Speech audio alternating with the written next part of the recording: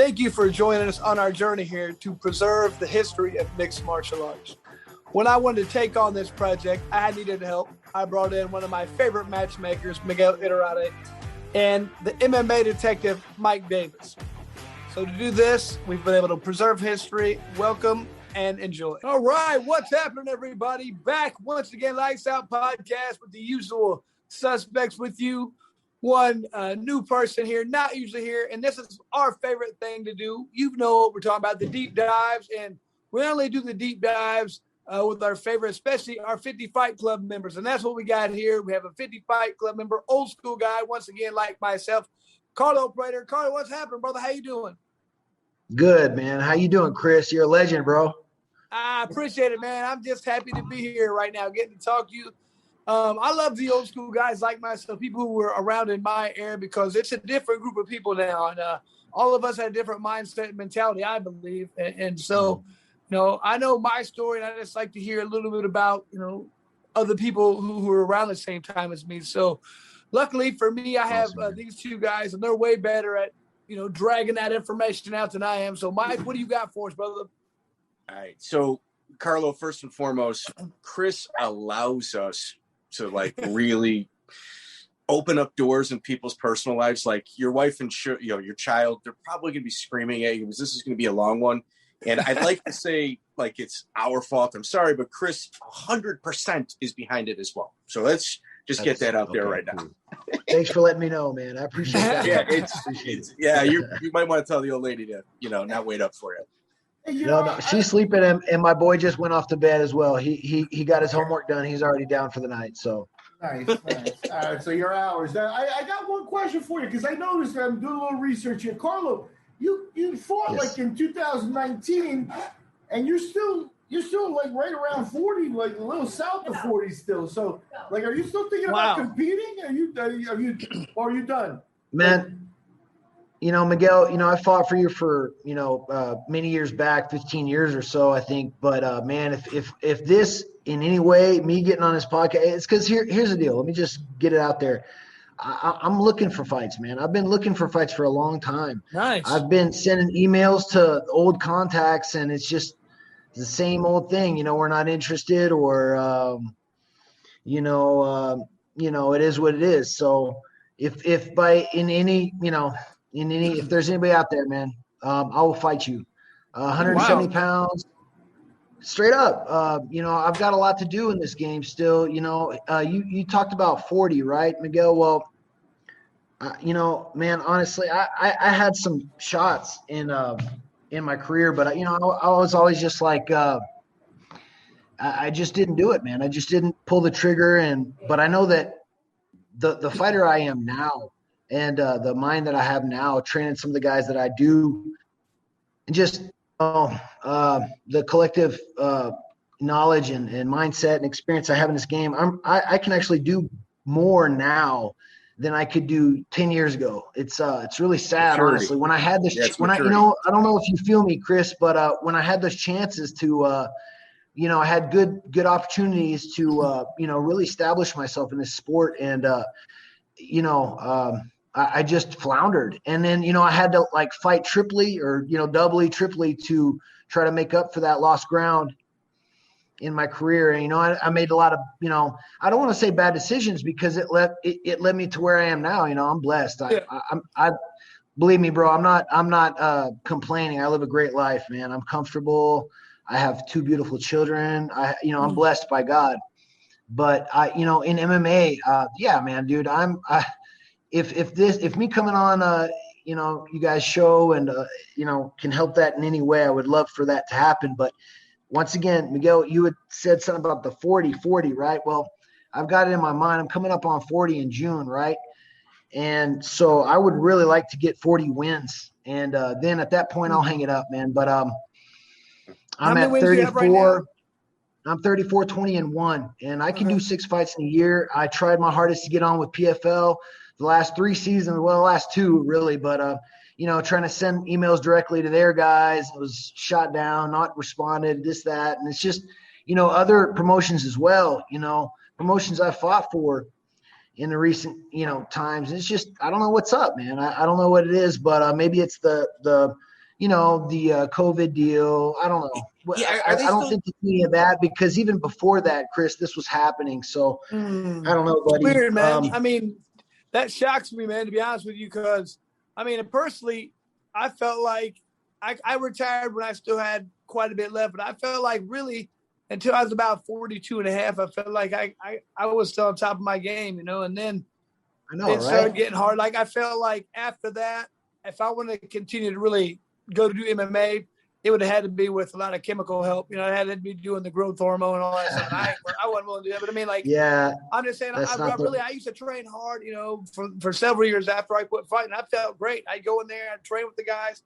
It wasn't until I got to about 42 to 43, and I was like, man, I don't recover anymore. Like, I'm still tired after I work out. And, I used to be able to it changed. But I mean, that tells me you probably got a couple, years left in you, man, if you could really do it. You know what I mean? So Carlo, well, I do my bloods. I do my bloods twice a year, and I took time. I didn't really take much time off over the last several years, but I was forced to. I tore my ACL twice, but separate ACLs, and so I had to take about a year off from both. And I did, the whole surgery and recovery process with the top flight professionals down here, and I really had really good recovery on each. But in that time, I took back up my studies and I got my degree again. So I've got something to fall back on. But I've got a lot more fight left in me and a lot more to show. Is Brazil still up and running in regards to shows? What's that? Is Brazil up and running in regards to shows? Man, honestly, it's I don't know too many events that are even happening. The economy down here wasn't the best as it is already, and then after COVID, things have really, really, really grinded to a halt. I live in Brasilia. It's an administrative city. It's sort of like DC, right? So it's a lot of bureaucrats and government jobs, and that's what moves the local economy. But in big cities like Rio and Sao Paulo, I'm sure there's a lot of gyms closing and a lot of there's just, it's like there is in the States or in Europe or anywhere else that had solid economies before this whole thing. A lot of small mom and pops and medium-sized businesses are closing up just because they can't compete and all that. Yeah. But I'd say that hurts the MMA. Yeah, there's not that many shows going on. Yeah, I thought Walid was still doing shows. But why don't we start from the beginning? Like we kind of started at the end. Why don't we kind of rewind a little bit and we'll go from the beginning? No, it's okay. No. I had asked the question, but yeah, Mike, take it away. Okay, so your first documented fight is March 28th, 1998, Unified Chute Wrestling Federation 8. It's your first and only amateur fight on record. Is that correct, or was there something before that? Yeah. I mean, that's what it stayed as, because see, amateur didn't even really happen until after a couple years later. So they changed that and put it as an amateur. But at the time, I got $300 Steve Nelson gave me. I thought it was awesome. I mean, I was I think it was 16. I was fixing to turn 17, and so I was happy. It was some money in my pocket, and man, wrestling season had ended in Oklahoma, and wrestling season had ended in Oklahoma. And so there wasn't really any training, at where I was, going to school, Edmond Memorial High School, same high school as Johnny Hendricks. And but there wasn't any wrestling going on. After the fight, I was just like, this is great, man. I even got paid later on. A couple years later, they're like, oh, you weren't even 18 or this and that. So it turned to amateur. But at the time, I considered it a pro fight. Mike, yeah, I mean, you get paid, you're pro, man. That's how changed it. Right? I mean, that's how it is, right? Right, and not only that, at the time too, Nelson, you can't really get more credible than Nelson's show in Texas. Your show, you're on the 8 show. There weren't many people in 1998 who'd already run 8-10 shows. Man, dude, Steve Nelson's an OG, bro. He went to war with Ralph Gracie back in the day, man. That's an OG rivalry right there. That's for another day, right? I mean, that guy's he goes back to, Japanese shoot wrestling. We're talking 94, 95, old stuff. That mix between the catch wrestling, the mix between the pro wrestling and the MMA, how it was, and the pancrase rules and everything. That's pretty That's old school. That's far from modern MMA, man. That's for sure. So modern where were you training MMA. Where were you training at the time before this bout? I was wrestling JV for Edmond Memorial High School, and then also I trained also with my buddy Jeff Lindsay, who was a Machado, Carlos Machado blue belt at the time, and he and a partner of his who was also Carlos Machado blue belt. They had a school at the time called Oklahoma City Brazilian Jiu-Jitsu, OKCBJJ, and I was training mostly there, and the high school in the room during wrestling season, but for that fight, I remember just training a lot at Oklahoma City BJJ, really. And then I at that time, I was also still going to my judo sensei's dojo there at Oklahoma City, Bill Sharp. But I was just mostly going to Oklahoma City Brazilian Jiu-Jitsu at the time to do the MMA training at the time that we did. And it wasn't adequate because I lost quickly. I just wasn't ready, man, But you're I 16 years old. Well, I wasn't ready for what do you guys call it? I just wasn't ready for the reality, man. It was a big adrenaline dump for me. I mean, if you watch the fight, it's hilarious. I spaz out and I straight clock him 1-2 with closed hands, and the ref jumps in there and he's like, everybody's just like, what are you doing? I'm like, oh, I'm sorry. Because I was just so adrenalized, man. And so, at the time it was the shoot fighting rules. It was the open hand to the face. Yeah, and close to the body. But, I just wham, 1-2, quick down the pipe, and the refs just jump in and and you see me on the video just like, oh, sorry, so innocent, stupid, but it's just hilarious. You're like, not ready, shouldn't have fought, but whatever, glad I did it. Evan Tanner headlined that card. Yeah. I remember I went out before him, and then after him, he's a big deal, man. Oh, Evan, rest in peace, man. Right? Were you a big ticket seller back then? Me? No. I don't think so. I wouldn't say so at all. I might have had a small following because of family and friends, maybe in Oklahoma and Texas, but not even at that time. I mean, in Texas, in the panhandle of Texas at that time, it was Steve Nelson and the Boys Ranch. Paul Jones ran a wrestling project there. In the north of Texas, there's actual wrestling. Getting in the central and south of Texas, there's no real wrestling, just football and stuff. But in Oklahoma, wrestling's huge. But in the Panhandle, they wrestle, and so they've got the Boys Town there, which is a juvenile program or a detention center, I believe. And at the time, Paul Jones was wrestling coaching there, so they had all that talent there coming out of the Boys Town. That's good. That's good. Well, then you take 4 years off, and you start doing tournaments.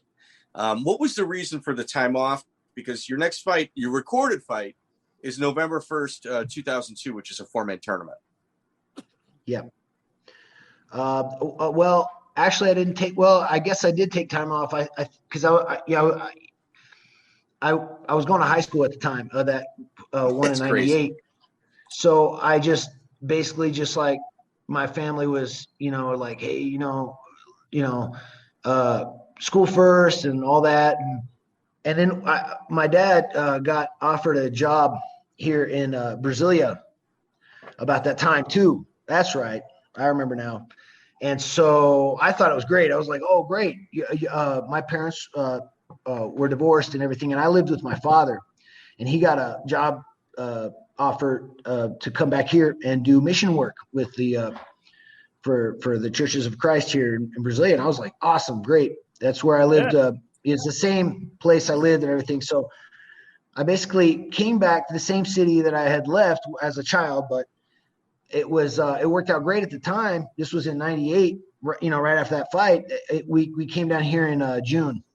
So right after high school, finished up there in Edmond in '98, sophomore year, and I came down here and I did my junior and senior year, and graduated in 2000. And then I took a month or so off, and my dad and my mother had saved up some money or whatever for my sister and I for college or whatever. It wasn't a lot of money. It was just enough to maybe, pay a semester of books and tuition and get you started. And at the time I was like, man, I was so nerded out on fighting, man. It was, it was just such a psycho, man. So I was just like, you know what?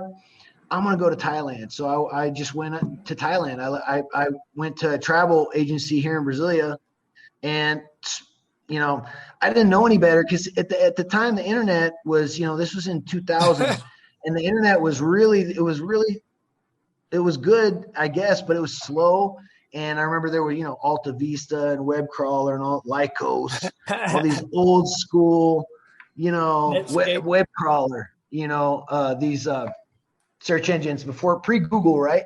But so I went to so I want to go to Thailand because I was big into blood sport and Frank Dukes. Anyway, so I go to Thailand. All right, so I'm in Thailand. I'm like, man, I love it here, but I got to go back. I bought a ticket to go back. I'd only had enough real money to stay for a month or so. So what I did was I went back and came back to Brasilia, and I stayed for about 3 months over the next several, 3 months or so. I gave some privates, sold some stuff that I had bought at Lumpini, saved up enough money to buy another return ticket to go back to Thailand. So I went back to Thailand in 2001 and just stayed for about 4 months there until I couldn't keep myself up anymore, and came back to Brasilia and sort of did the same thing. That my last week there, I went to the old Lumpini Stadium, which there is no more, unfortunately. And they had the twin store there, the official twin store. Poon, the lady there, I dealt with her several times, big shipments of, having to deal with like logistics companies at the time, sending, 40 pairs of Thai pads and, 20 pairs of Grupo Thai shorts, which was the team that I was like forming at the time here in Brasilia of Muay Thai and Vale Tudo at the time, which was MMA right now. And so that's what I did for, I guess, the next 4 years. And then in 2001, I caught the bug. I was like, this is great. I went to Thailand. I fought there. I did some cool stuff. And I had a couple offers in Brazil for Vale Tudo matches. And I got the offer to fight Anderson Silva at the time in Mecca 4. And lucky you didn't take that. Yeah, well, and that's the thing. Here's the thing. At the time, I had already watched a couple of his fights and everything, and I honestly I wasn't ready. I wasn't ready at all, honestly. That would have been my first fight, since that fight in '98. But I was game. And so I went to Rio and I did a camp for it. I stayed 10 days at Cromados and then came back to Brasilia. And then they prolonged the event for a month later. Hujimar and all those guys from Chute Boxe, that were setting up the event. They said, no, that's another guy. That's the IVCWDC guy. This was actual Hujimar Frederico, the owner of Chute Boxe Gym. But either way, they put the fight back. And in this time, I sort of I just got tired of training, basically, man. They'd set it back like twice at that point, the event date. And it wasn't like today. It wasn't like, oh, no, here in a month or two, we just need a new venue or whatever. At the time, it was always like, it just what it is what it is. There's, it wasn't a real sport even. So, they set it back a month, and then that next month they set it back again. During that time, I just let it go, and he ended up fighting another guy, which thank God, right? Like you said, Mike, I wasn't ready for sure. I mean, in at that time, though, I was game for it, but I would have done it. I would have taken my lumps, man. But he fought Claudio Foncinelli, a guy that I ended up fighting later. But anyways, that's what I did in those 4 years, man. I basically what was the payday on that? Oh, man, it wouldn't have been much. I mean, I don't even remember at the time. It wouldn't have been much. I mean, the guy that even was the guy that was getting me fights at that time was a guy out of São Paulo anyways. And I mean, I didn't even know him face to face. He might've been telling me something and it was something else. And he's like giving me, you can have $1,000 on a $5,000 fight, man. Yeah. Thank you. I got a question there. So it sounds like, did you realize really that you were way ahead of the curve like you were doing jiu-jitsu and you were doing Muay Thai? I mean, that was something I don't think a lot of people were really doing. Back in the day when you're talking, you'd be like, what's this guy do? Oh, he's a kickboxer. He's a jiu-jitsu guy. I mean, not many people were good at multiple disciplines, So did you kind of realize you were doing something different, or do you just want to do everything, or what kind of motivated you to do it like that? Man, that's a good question, Chris. I don't know what really motivated me, honestly, but I was really big into the martial arts aspect of it. Like I watched the Mundial championships in 98, 99, and 2000 and 2001 live with the guys that I trained with here in Brasilia for many years, Julio Pudim and Sandro Bala. They took me down in 1998. I'll never forget it. And I watched that. So after that, I was like, man, and and it's funny because that summer, I had also seen the World Cup was in Stillwater. And so I'd seen the best wrestlers in the world. I'd seen the best jiu-jitsu guys in the world. I was like, you know what? I got to go to Thailand. See, because they had a couple rinky-dink little Muay Thai places in Brasilia, central Brazil at the time. But I could tell, I was like, dude, I was 18 at the time. I was like, I'd wreck this guy, and I don't even know anything. So I was like, I got to go to where that comes from. That martial arts comes from the fountain, right? Go to the fountain of it. And that was my thought on it, really. If I could have gone to go to everywhere around, those documentary shows where the two guys go around, they train in all the places of where the martial art came from. I would have loved to, done that, but I just, I'm going to go to Thailand, Jason Chambers. All right. So who was your main camp in Brazil? Here in Brasilia, I was one of the only guys. See, because I'm American here, and you know what I mean. Like in Brazil, in the States, I don't have much of an accent or anything. I pass for an American fine. Here, I stick out like a sore thumb, and always have really. So, when I came back in '98, I wasn't fluent in Portuguese. I had many years I had forgot it as a kid. When I left here, I was 7, and then I moved to Connecticut, and moved to Texas, and then Oklahoma, and then came back. In that time, I forgot my Portuguese. So when I came back, I just didn't know any Portuguese, and it took me about a year and some months to get to where I could really talk. But I don't know. What I'm trying to say is, when I got here, that one of the things that really helped me was, it was the martial arts deal. It was like I went to a jiu-jitsu gym here, and is more a Vale Tudo. It was the only real Vale Tudo jiu-jitsu guys in Brasilia at the time. Julio Pudim and Sandro Bala. There's a bunch of other jiu-jitsu guys in town, but there were more sport jiu-jitsu and everything. And I wanted Vale Tudo jiu-jitsu. And at the same time, I started training. They had their jiu-jitsu gym at the Clube do Flamengo, the Flamengo club in Brasilia. And at the time, there was a Luta Livre guy that had just showed up from Rio, and he was teaching Luta Livre classes. Well, I don't know if you remember, you guys, I'm sure remember, but there's a big rivalry, in the 90s, 80s, and 90s between Luta Livre and Jiu-Jitsu. Basically, Luta Livre is like American catch wrestling, submission wrestling. All right? So Joe Hill, did you ever work out with Joe Hill de Oliveira? No. He's a legend, man. I never worked out with him. He's Budokan Luta Livre. It's a different sect of Luta Livre, basically. Okay. But I mean, no, it's all the same, man. There's no mystery in anything. It's just sort of lineage. The guys that he trained with are different from. They're the ones that were the Speedo wearing Luta Livre guys, right? They say that Dennis Hallman used to work out in the Vale Tudos and stuff. You know what I'm saying?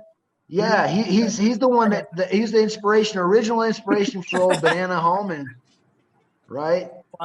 Yeah, little known MMA facts. There you go. Yeah, thanks, Carlo. Not Appreciate true. That. We may have made that up, but we're going with it. Mr. Cavendish Cavendish Hallman there, right? Well, Carlo, let me try to tap some of your knowledge about Luta Livre because it's a fascinating subject to us. So now, from my knowledge, I know a couple of the big branches, right? Okay, you got like Joe Ricardo and Joe Heel and those guys. Like Budokan. And then you had like Roberto Leitao and Marco Ruas and like that. Yep. Like, what else can you fill us in, or was your group a branch of one of those? And did they accept you as being a non-Brazilian? Yes. Yeah. See, here's the thing. What I was trying to, synthesis all that together and basically say what helped me, acculturate here and be accepted here, I believe, is because, I had my wrestling qualities. I could take guys down. I could scramble, and I was pretty athletic, I guess. And, I was hard-nosed, and, I was very, you know how it is when you're pretty flashy. I was young, so I was cocky. I'd given all the old hearts, the hardcore guys, good roles. So everybody liked me for that. You know what I mean? It was good training, right? But I was good training in jiu-jitsu, and then it was good training in Luta Livre. But then over time, I started getting better in their systems because they actually have really good methodologies of training, like hip movement in jiu-jitsu and Luta Livre, attacking neck and ankles and, anything at any time, basically, and just ripping it off, So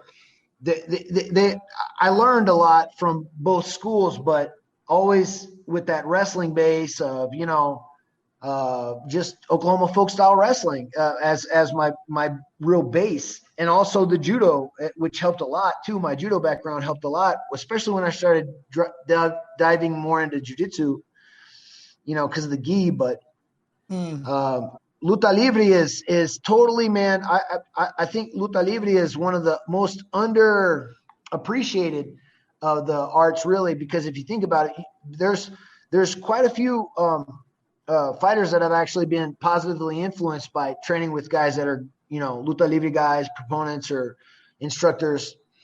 I know that, there's a couple of the distillates of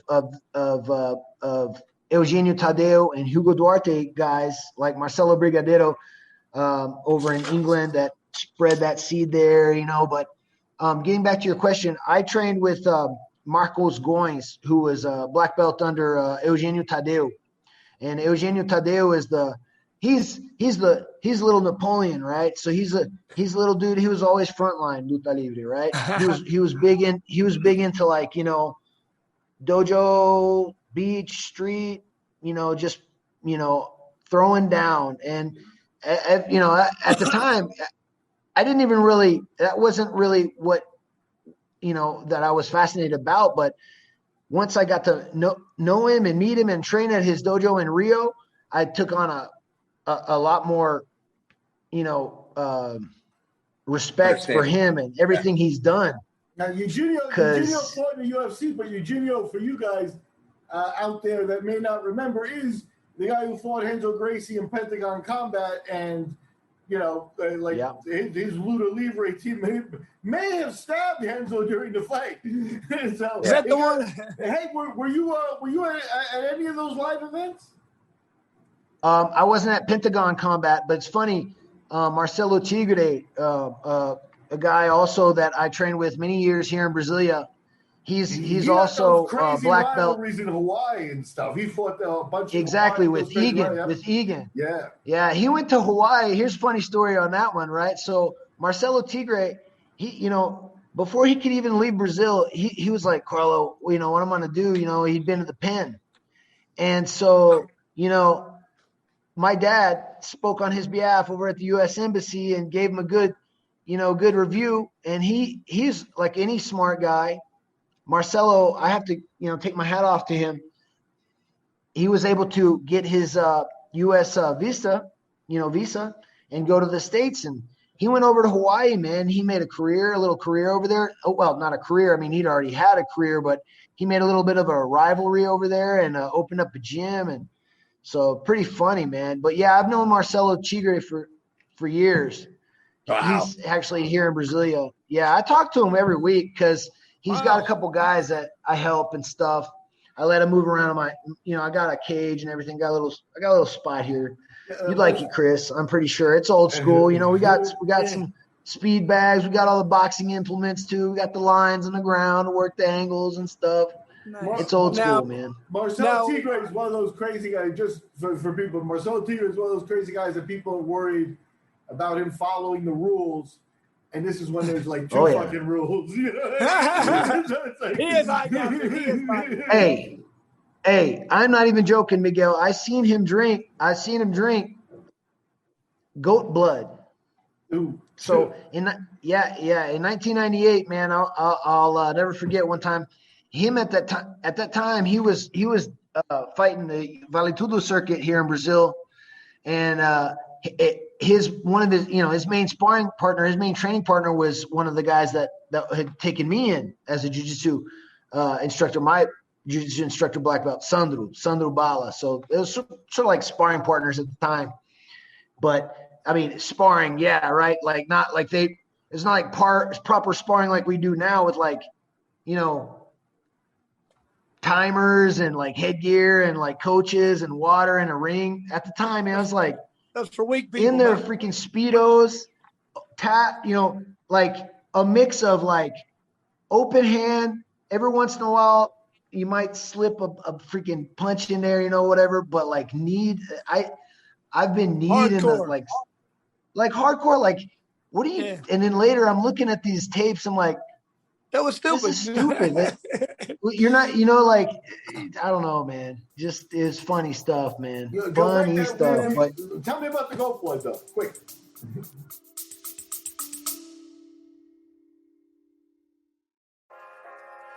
It's me, Seldretti, host of the Follow the Movement podcast.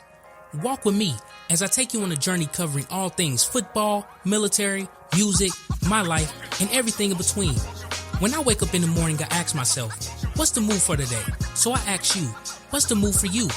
Click the link in the show notes and join me as we make the move together. Thank you for your time. And remember to follow the movement. Peace.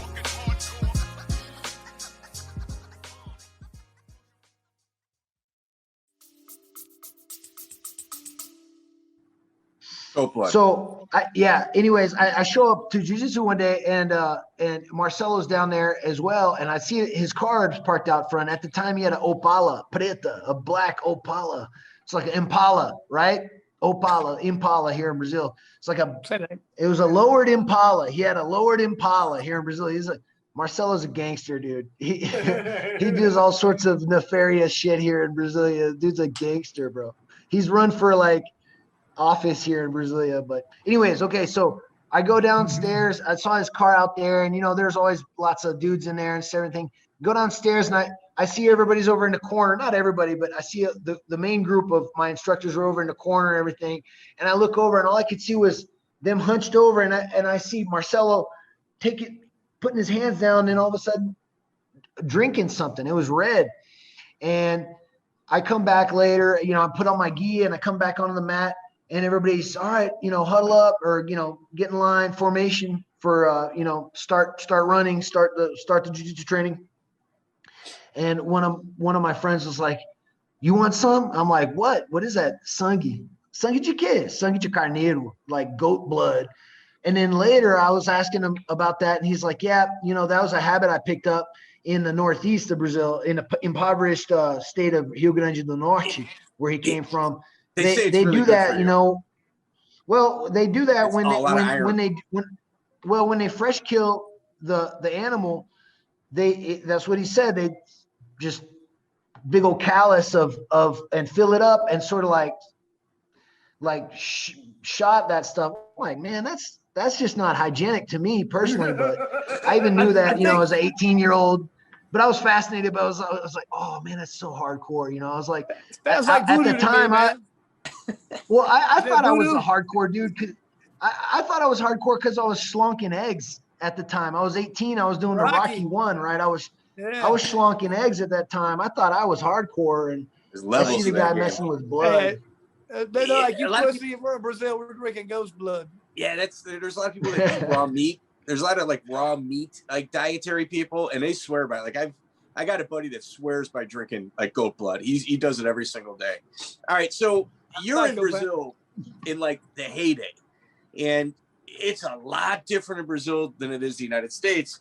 So when you enter your first tournament, November 1st, 2002, on Talent Challenge in Corpus Christi, did you feel like that you went into that into that tournament with an unfair advantage? Oh yeah, for sure, man. At that time, I'll tell you why, because I had showed up about 2 months prior, maybe not even that long, at Yves' gym, and after I started training with Yves, my level went way up, you know. And so I understand what you're saying, Mike. I felt like I was more than ready, you know. Okay. How did you get involved with Yves? Where'd you meet up with Yves? Well, that's a funny story. In 2001, right? So I'm in Brazil at the end of the year. I had gone to Thailand at the beginning of the year. I brought back some stuff, and I got some fights during the year, but I was still sort of waiting on an MMA, or at the time Vale Tudo, fight to come around. But in the meantime, I had seen a UFC, and I saw Yves fight Matt Serra,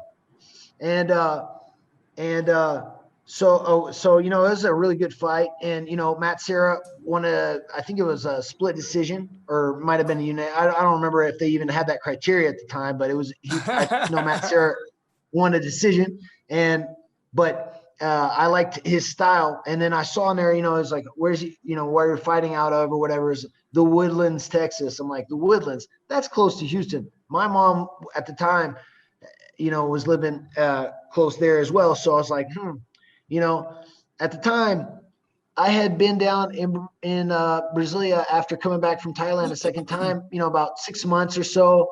And after a while, you know, you're like 19 going on 20. People are looking around like, so what are you going to do? You're going to like go to college, or what are you going to do? You know, and it's like, well, I don't know, you know, but I think after I seen Yves fight, I was like, man, I'm going to go trade with him somehow. You know what I mean? And it worked out to where, you know, I basically went up and sort of used my mom's contacts to try a community college there in close by, Bryan College Station, where she was a professor at A&M. So it's about an hour and a half from Bryan College Station to the Woodlands. So I just drive down on. So I rented a little spot there in Bryan, and I was going to community college there, trying to get into A&M. And on the weekends, on Friday, I would take off and go to the Woodlands. And I just showed up. I called up Yves at the time. I checked him out on the Yellow Pages, man, at the time. Straight up, Yellow Pages. Didn't even have the internet. Just looked into freaking Houston, Yellow Pages. Martial arts. So you have to explain that to the kids. Third column. And it said the third column or whatever. You know, something. Those are names written down on paper. Parkway, right? What's that? Those are names written down on paper Yellow Pages for those at home. Yeah. What are these Yellow Pages they're talking about? Yeah, right. That's how what is that? A yellow what? It was written on paper. What? Why would they do that? Okay, sorry. Exactly. I was just gonna say. No, so you know, I just showed up, man. I called him up and I asked him if there was any way, you know, that I could train. And he said, "Oh, okay, well, sure, you know." I'm sure he'd gotten that call a couple times, and he's like, "Yeah, right, you know, some prank call or whatever."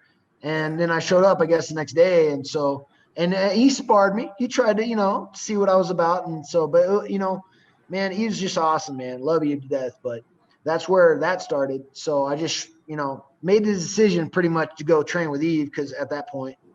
So did he get you those fights then? What fights? The Talent Challenge ones? Yeah, the Talent Challenge. The Talent Challenge. The first one, the Renegades, that's Saul Solis's promotion, right? Okay, so right. Saul Solis was training Yves as well. He was holding mitts and coordinating, you know, MMA camp and all this stuff for Yves at the time at his Patum Wadi Kai gym there in Houston, you know, traditional Muay Thai and MMA gym. And Saul had a bunch of big dudes and big names coming through at the time, but it was, you know, MMA was a smaller sport at the time. So I just sort of tagged along, and I started training with Saul as well in the fall of 2002. And so I soaked up a lot of training. I got in lots of just incredible rounds in 2002, 2003, 2004, 2005 with Yves and Pete Spratt, a bunch of just Texas, cream of the crop at that time of the lightweights and welterweights of Texas. I was getting a lot of rounds with those guys. So, it was a good experience at that time. So you go through Frank Akella and Andrew Chappelle, you both armbar and rear naked choke in the first round. And then that's November 1st. And then January 5th, you're at Reality Fighting Championships where you do another 4-man tournament. Yeah. That's Reality Fighting was Jeff's up in Oklahoma City. Jeff started promoting. Jeff Lindsay, exactly. He's like my older brother. He sort of took me in. I was 16. He saw, I did a grappling tournament, and I think I lost to Rafael Lovato, and in gi jiu-jitsu, and it wasn't really my forte. I was coming from more of a judo background, but Jeff saw something in me, and he was like, "Hey, come train over here." And he was owner at the time of that Oklahoma City Brazilian Jiu-Jitsu. And they had branched off from Lovato's dad, what's his name? Daddy Lovato. But they branched off from them, and he opened up his own spot. So I went to train with him after that, after I lost to Rafael and gi jiu-jitsu. And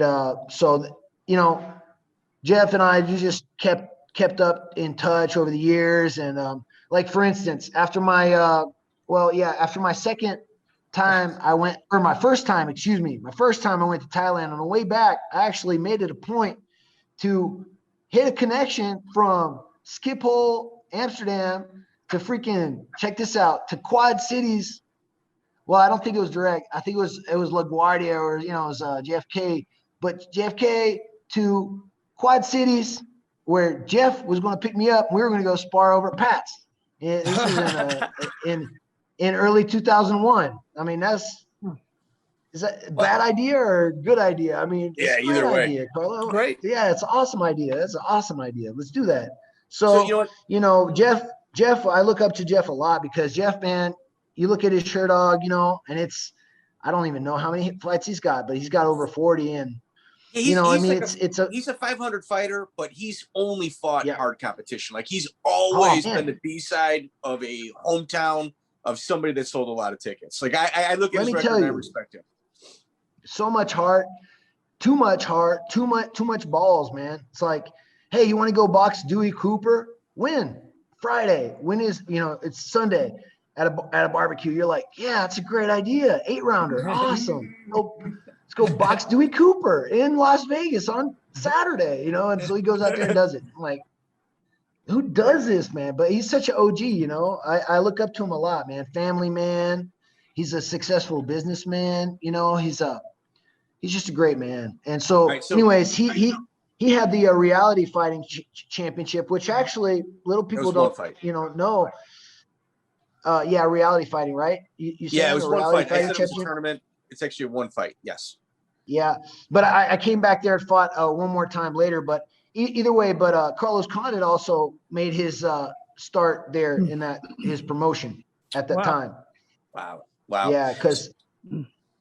So you go from January 5th to February 1st, which is 3 weeks away, to do another 4-man tournament where you fought Renegade Extreme Fighting, where you beat Jeremiah O'Neal by armbar and Lee King by guillotine. Lee King is a tough cookie, man. He's legit pretty tough guy.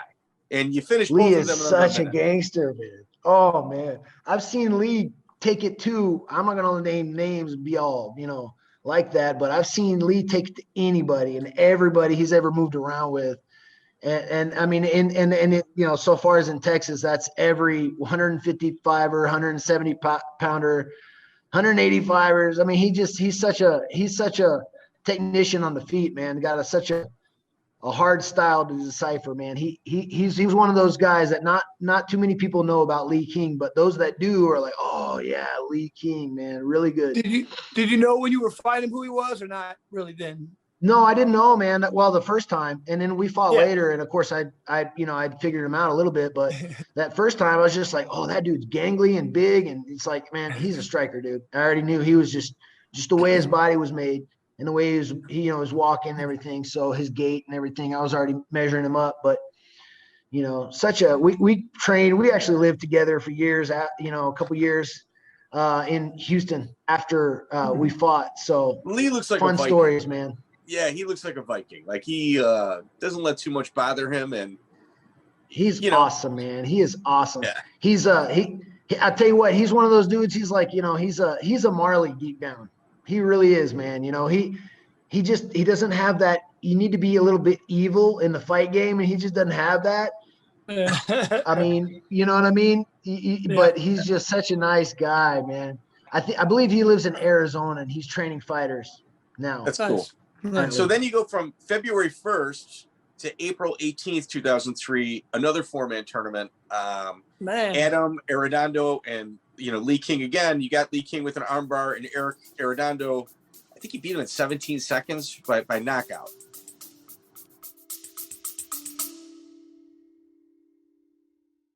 I'm Shannon Jimenez Sasson, a former NYPD misconduct investigator, a podcaster, and a videographer.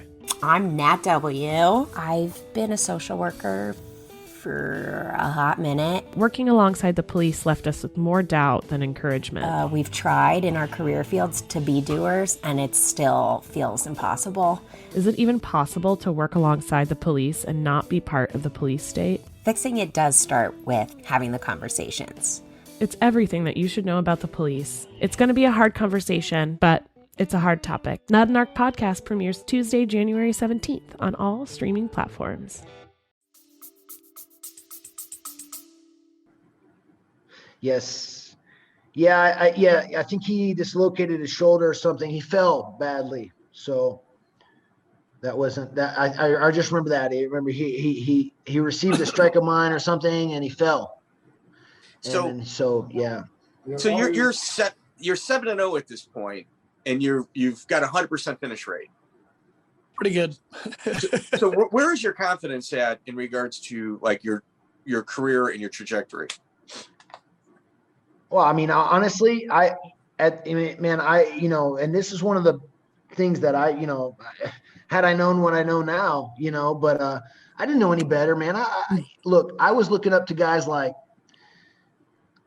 Ramon Deckers and just, Yves, even, he was my main inspiration because it was a guy I was every Monday at 10 in the morning. We're in there again. We're grinding in the gym. No one's seeing it, and then I'd go to his commercials at night, or I'd go to Saul's, but I was seeing him every day. So it was somebody that was a real inspiration to me, was a guy like Yves, and he was so well-rounded, and he had so many fights as well in several styles. So, and he had fought Jeff Lindsay too. So there's just a whole bunch of inspiration that I could get just from Yves himself. But I was looking at some of these, hardcore warriors at the time, and I was just sort of taking fights as they come. I didn't have any real thought process about you've got a career and you're did you have a manager? Undefeated or anything, and oh man, you got to get sponsors and this. I didn't know that. I mean, I'm just I was watching Lucia Riker and Raymond Deckers, documentaries. I'm like, man, they got 90 fights apiece. That's awesome. You know what I mean? I really didn't even understand how important it is to be undefeated, and didn't have any real notion about the business of MMA, basically, man. I was just just wanted to fight. And I don't want to say dumb. I shouldn't say that because before anything, I was just a warrior. I was trying to say yes to all these fights. And basically, I was just looking at Yves. It was like, beam me up, Scotty. Just put me in there. You know what I mean? Coach, you know what I mean? Were you managed? And so I was going off of what he was saying. Were you managed by anybody at this time? No, man. Yves was in the UFC and, had contacts everywhere, and I remember at the time he had a Nextel, so every once in a while, get that chirp, and he'd be talking to somebody, you know what I mean, Chris? Or he'd be like, oh, hey, Joe, and it's Joe Silva, right? Yeah. And so I'm just sitting here thinking, well, and I thought, eventually it'd be my time, but not right now. I'm just I didn't even care. I was a war dog for training.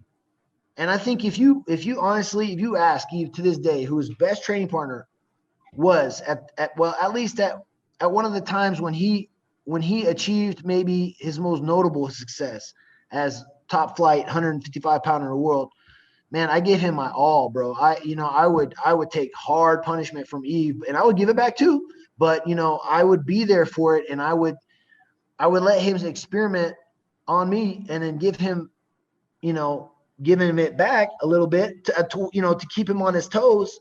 Mm-hmm. And I just think that at that point, I couldn't say no to fights. I was training with the way I looked at it, right, Chris? I was training with the best 155 pounder in the world, like 100 best lightweight fighter in the world. At that time, it was 170, 155. What was the name of that little boxing trainer that used to come with Yves? Like his corner? Lewis Wood. Yeah. Lewis Wood. Very, very much. Yeah. He reminds me, I watched Rose Namajunas this past weekend. Obviously, we all did, right? And she had Greg Nelson in her corner, and Lewis Wood reminds me of that kind of Greg Nelson. Yeah, Greg Nelson. Yeah, it was Greg Nelson, right? Lewis Wood and Greg Nelson, one's a boxer, one's a grappler, but they're cut from the same cloth. They're just guys that their fighters react to them in an incredible way. And Lewis Wood, I worried about making sure he was, happy. Not happy, but that things were on the up and up, because if not, he would call me on my shit. That's Lewis Wood. For sure, He's a firefighter. A Houston firefighter for good years. All right, but for like you were saying though, back then, I mean, I remember I was fighting UFC, and for some odd reason, the UFC, they weren't giving the 55 pounders love, to be honest with you. And remember one point they were like, "Well, we don't have a 55-pound title, but if we did," they said, "Yeah, Yves would be our guy," because I mean he was just wrecking people, man. It was that last fight, man. We had a great camp for him, man. Against Josh Thompson. Oh my God, we had a great killer camp for him, man. Yeah. We did we did a lot of rounds for that. Like, it was a really good sparring, really good preparation for that, man. Yeah, you were on that card, I think, man. I think you got like fight of the night or something. I remember that knockout. I was like, damn, I ain't beating that one. That was a good one. He fought right before me. I was like, damn, because he turned as he spun around to throw that back fist. He kicked him. I was like, oh, that was about as sweet as it gets, man. That was a beautiful knockout. Here's the thing, man. Like, people don't understand, at that time, look at all the intricacies of that. Like, that's modern MMA to a T. They're fighting hands. Thompson was really well fighting hands. Yves, had that off that scramble, a little luck to be on the back, had a nice little lazy gable grip there. Thompson fights hands, runs away from him like he should. Yep. And Yves just like, whoop, fucking Pokemon goes in, Thompson just did everything throws right. some crazy anime shit. Shit to the face, man. What are you gonna do? Like 99% of the other fighters, like even at the highest levels, would have backed up, kind of reset, and then recommitted. But like, there's only like 2 real instances where you see like an opponent do something crazy, and like Yves like committed to it because he knew what was coming, and it was like a split second. But like when Mike Brown fought Uriah Faber in the first one, when Uriah came off the cage with a spinning elbow, 99% of the other people would have just kind of backed up, reset, and then restarted again. But Mike Brown and Yves Edwards committed to it, and they had no fear. They committed to the exchange. It's beautiful. Yep. I mean, that's knowing what's coming and beating it to the punch. Yeah. Also, that's exactly, because you're right. You bring that up. He still back fisted him. And it didn't even catch, so he had that awareness. I just remember at that time, Yves had he had a really, really good high kick, man. And I was, I was coming from Thailand, and I had pro Thai fights, and I was fighting still Muay Thai and kickboxing matches in the southeast portion of Texas, and in Louisiana, Mississippi, some of those areas still. I was taking any fight that I could at the time. So I was trying to keep him sharp in kickboxing. And then he had some other guys he'd bring in. Lee King was also a guy he'd use a lot, good Thai boxer, kickboxer. And so Yves, he he already had his quality, technical quality as a kickboxer as it is. But at that time, he was getting a lot of looks from Lee Kings, Sancho, but he's also fought a lot of Thai too. But he's got that look. I had a more Thai look, but he's just getting a lot of looks from guys. And he's just throwing kicks, man. And he was at that time. I think Yves also had knocked out somebody else in the UFC, Brazilian, I believe, on UFC televised card, and face planting him. He's that's one of Yves' main weapons. I would say for many years it was, at least, is mixing up his kicks into his exchanges, because he'd catch guys with their hands just a little bit down and put that neck kick on right on point. Yeah, impossible to take down as well. So you fought 9 times in 2003, and it was capped off December 19th again in a freestyle fighting championship against Melvin Guillard. Like, to me, this was your coming out party. Like, when I saw that you beat him by guillotine in the first round, and I had met Melvin a couple times, prior to this, I bought the DVD. I'm like, there's no way anyone's beating Melvin Guillard, and you got him out in the first round. Would you mind taking us through that fight? Well, I mean, I didn't even know who he was, but we get there that weekend, and it was the first time I'd ever seen a character in MMA. You know what I mean? An opponent of mine wasn't like super respectful with his like humble fight team shirt on. It's like a yin and a yang symbol, and like all stoic, like, hey, hey, good to meet you. The first time I'd ever seen a guy, he had like on like Snoopy slippers and big shades and walking out, everybody's like, oh, and he's like calling for, showman. That was the first time I'd ever seen that. I'd ever fought someone like that. I just remember that, man. I had not, because like I said, man, I was never, I still am not, but I mean, I was never really big into like, the promotion, self-promotion of, that you need to do to, get a lot of people to care about your fights and stuff. But he did that, you know what I mean? But I just remember that, man. He was how was he afterward? He was great, man. Melvin's a gentleman. He really is. He actually moved to Houston later and ended up coming to train with us, man, at Saul's. And he came out and he would train with Yves a couple of times. I believe we all did rounds. So there was a time he moved to Houston. This after Katrina is when that happened, because that after Katrina, man, New Orleans was in bad shape. For at least a couple of years. I remember it messed things up a little bit over there. So Houston, a lot of people came to Houston during that time, and Melvin actually came out, and he started training with Saul at the Pearland gym, and he was fighting in the UFC at that time. Melvin was, when he came to Houston to start living, doing his camps and stuff. So your next – go ahead. Carlo, Mike was trying to ask you about management and stuff like that, and I have a recollection of you coming to fights like with your dad as your corner man. Am I way off, or is that was that going on there? Yeah, too? there was a couple. My dad's awesome, man. My dad's a man of. My dad's hilarious because he's a Christian missionary, so that's cool. It's not your run of the mill fight fan. You know what I mean? He's very tempered and very stoic, and but he's very, very respectful, but he's very powerful presence, and I'll tell you what, when he prays when he prays in your corner, that's good for that corner that night.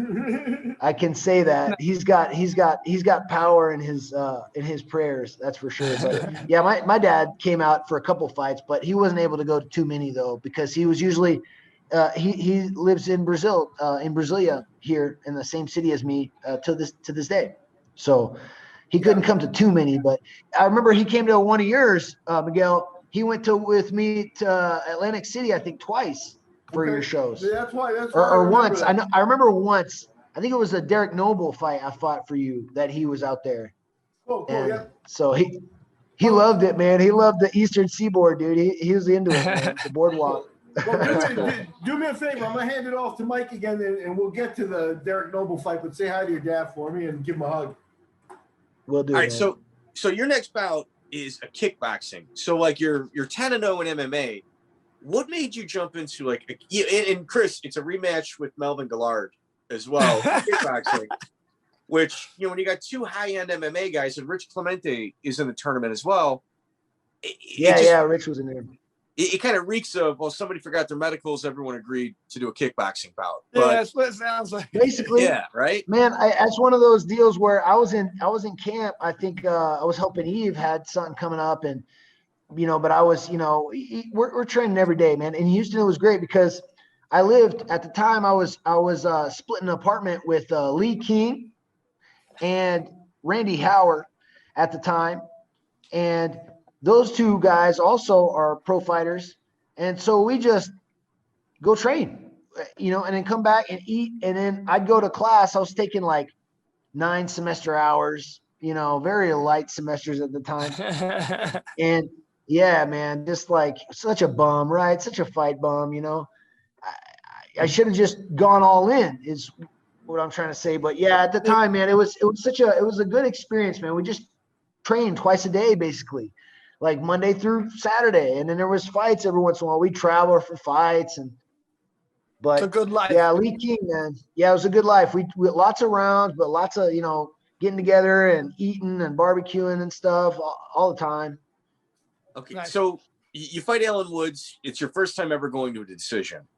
I'm assuming it was incredibly tiring for you because you've never done that up until this point, and then you run into Melvin Guillard. And you lose to him. Yeah, in the kickboxing match, and I lost the decision, and then he went on and he fought Rich in the finals that night. Okay, that was the King's kickboxing. I remember that now. The Rob Braniff and Lee Coates from FFC. Those two cool dudes. They used to promote FFC. So Melvin and Rich Clementi, how heated was it at weigh-ins or pre-fight? Because those two hate each other. You know, I didn't even know they hated each other until, I mean, I don't even, you know, and here's the thing, man. I just showed up and I was always one of the most drama-free dudes, man. Straight up. I was sort of autistic. I just show up, go to weigh-ins, like – I had nothing else to do in my mind. It was just like, oh, okay.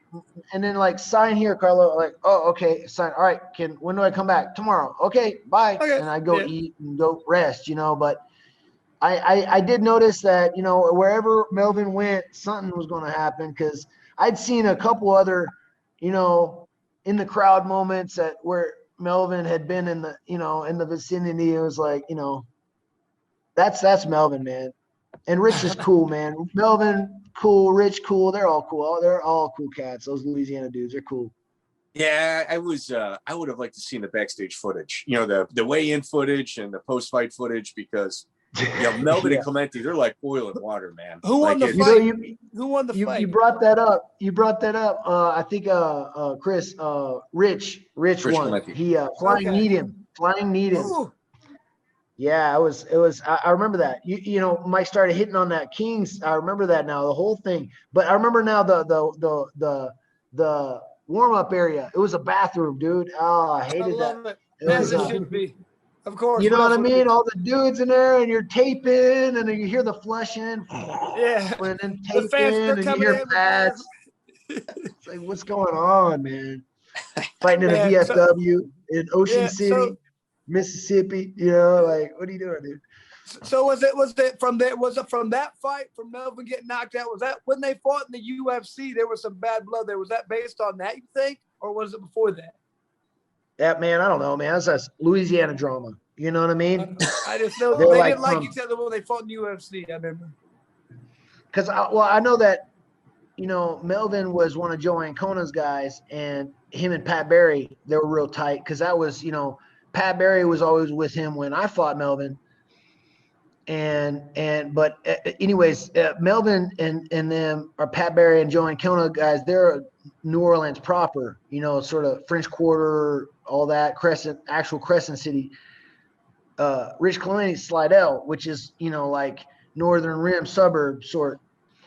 So I don't know. That's maybe a Bayou rivalry right there, Chris. Something I know nothing about. You know? Ooh, I don't either, man. I stay out of it. I just like, you know what, y'all have fun, man. Just Yeah, Right. I could.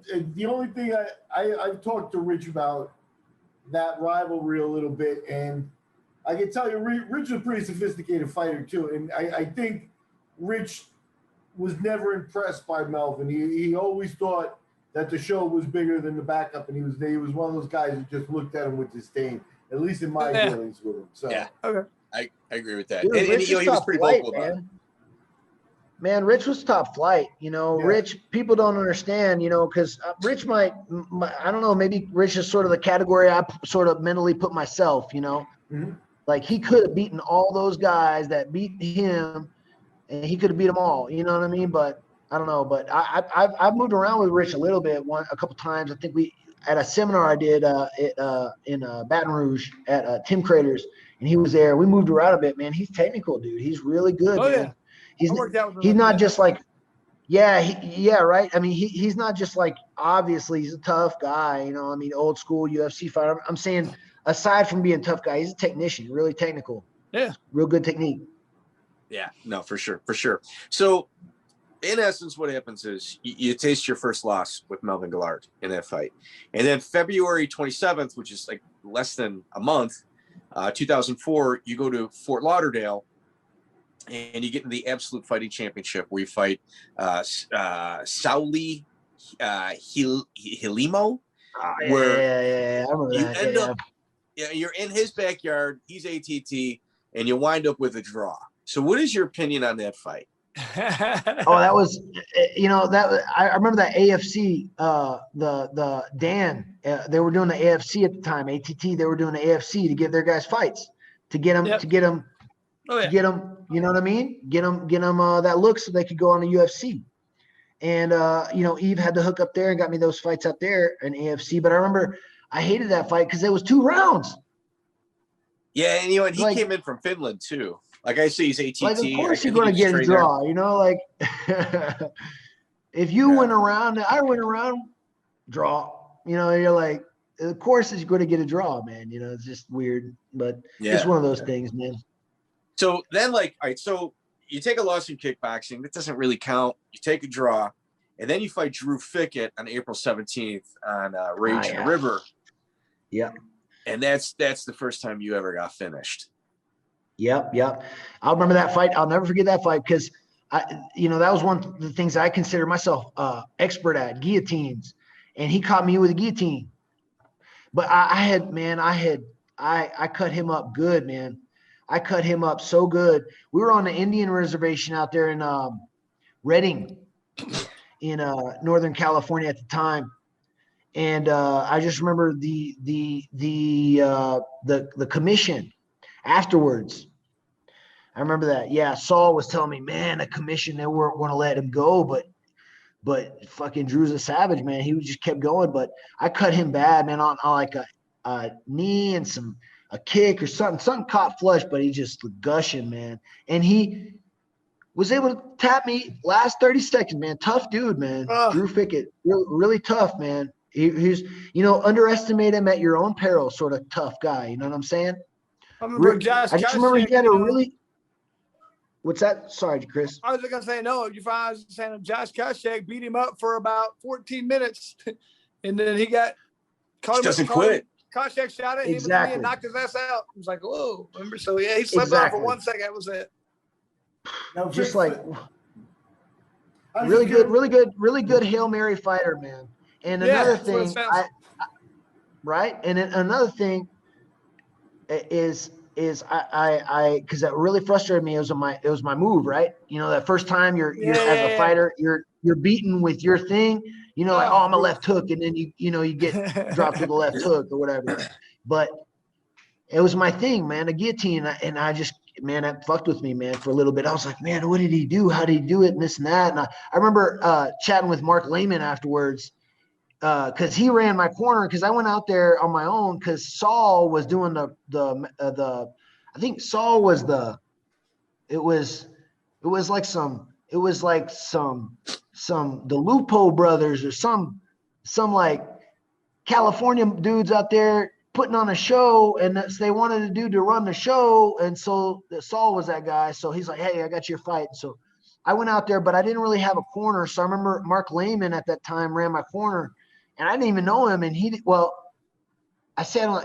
did know him. I had met him before. I'd gone out there at Cobra Kai back in the day in Vegas. Went to lose weight a couple times with Yves and hit pads with Saul over at his gym. So that's where I knew him. So he did run my corner at that time. But I remember picking his brain about that after I'm all like asking Mark Lehman. I'm like, what did he do?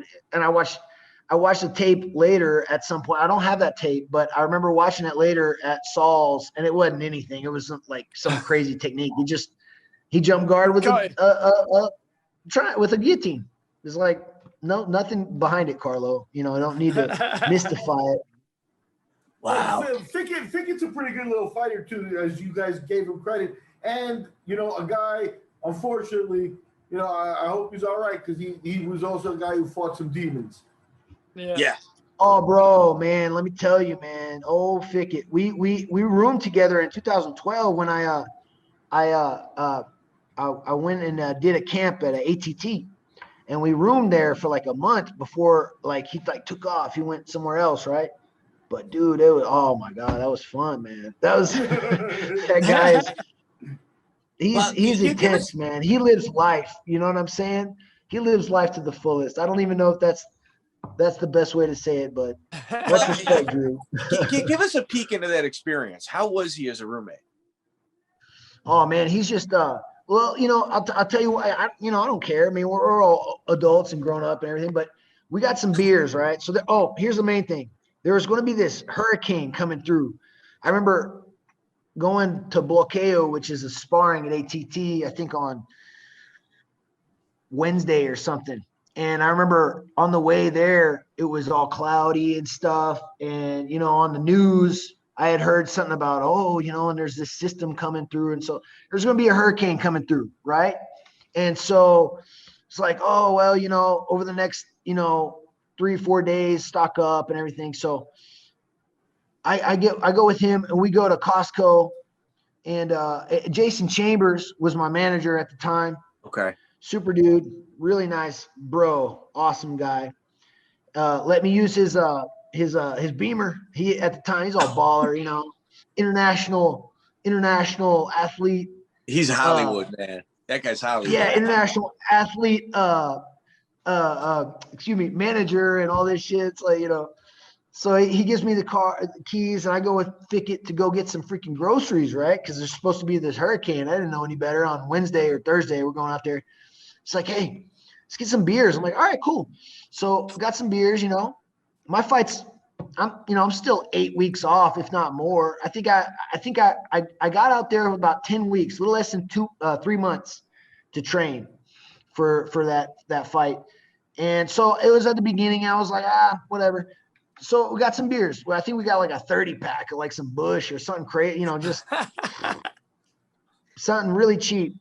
Well, long story short, we go back to the house, and I think I went out and did the PM training. And when I came back, there's shit strewn all throughout the house. I'm like, music's cranked up. I heard it on the way out, coming into the house. I remember the setup at the time. Jason Chambers, he had this house in the same subdivision of Fort Lauderdale that he had set me up with to not be over at the ATT hotel. Jason Chambers was like, "Oh, you just stay out with me. You don't want to stay over there because it's a little uncomfortable and this and that. Come out to Fort Lauderdale. I got you this Airbnb." Well, I don't think it was even an Airbnb at the time. It was Craigslist. Excuse me. It was 2012. It wasn't even an Airbnb. Anyways, he's like, "Yeah, you stay out there." I go out there and Drew's out there. So anyways, we're okay. So back to the story. We're here about 10 days, 2 weeks later, there's a hurricane coming through. We're at the store, bought all that stuff, right? Bought all the groceries, some beers, came back. I went to the training. I went to PM training. When I come back, there's music. I turn the key, go in the door. The owner of the house had said him and his girl were going to take off over that week. And so Drew and I pretty much had the house to ourselves or whatever. I go in the house, there's like some blaring sound. I don't remember what kind of music it was. I go in there, shit strewn everywhere. I'm like, Fickett. I'm like, Drew. I'm like, yelling for him. Anybody home? And he comes out in his wrestling singlet with like a towel wrapped around his head. And he's like, brother. And like fucking blitzed, man. He had like just a look in his eye. And I was like, what's up, bro? I had no idea what's going on. I was like, what's up? What are you doing there, guy? Looking at him, shit strewn everywhere. At this time, I didn't know, that could happen, more and more. And that was something that could happen when Drew Fickett's around. I didn't know that. So I remember going back into my room. There was 2 rooms and then a kitchen and then the owner of the house's suite. I go off into my room and I go text up Jason. I'm like, Jason, Drew's fucking, I think he's drunk, man. I went and opened up the fridge. There was no beers. He's like, hey, he's like, Prater, let's train. It's like 8:30 at night. I got back from ATT's PM, like cartel pads or something. I'm just like, nah, let's train, let's wrestle in the living room. I'm like, what are you doing, man? What have I got myself into? I came out here to get this is gonna be my 3rd fight in the UFC. I'm like, I come off a fucked up first fight where he was like a DQ, and it looks like I took the loss, I bitched out, whatever. I come back, I fight the first. I always say yes. First guy they give me, I take a decision. You're gonna get another fight. You better win. At all costs. I take my manager's advice. I'm like, I want to go to ATT where people go to get results or whatever, and first thing I know, man, I'm like, man, I got to deal with this. So that happened a couple times. Let's just leave it like that, Mike. That happened a couple times. Or that's not all that happened, but I mean, there were a couple times where I seen some funny episodes, man. Stuff being broken, shit being thrown. Yeah, I'm assuming kind of like if you watch the Coneheads movie and how they drink beers, I'm assuming you opened up all 30 beers and just dumped it right over his head. Because that guy, man, holy smashing cow. Them. Yeah. Fucking smashing, the whole thing, man. So you lose to Drew Fickett. Not an easy loss, obviously. It's kind of in the back of your head. And your next fight is a 9-0 Spencer Fisher. Yeah, I remember. You keep taking harder fights at this point. Well, because that's what I'm trying to say. That's the way. I'm sure Chris this way. That's the way we were. That's what fighters are. That's what I mean. You're not gonna. It's like you're not gonna have that outlook on your career until you're. Now things are at the point where these kids coming up, they're 17, 18, they're already looking at professionalizing. They're already had 6, 7 amateur MMA fights and maybe 10 years of grappling training and fight training and all this stuff. It's crazy. Man, we didn't have that. So we just were like, honestly, my thought process was, so I just lost to Drew. I'm going to beat Spencer and then beat, so it wasn't even about,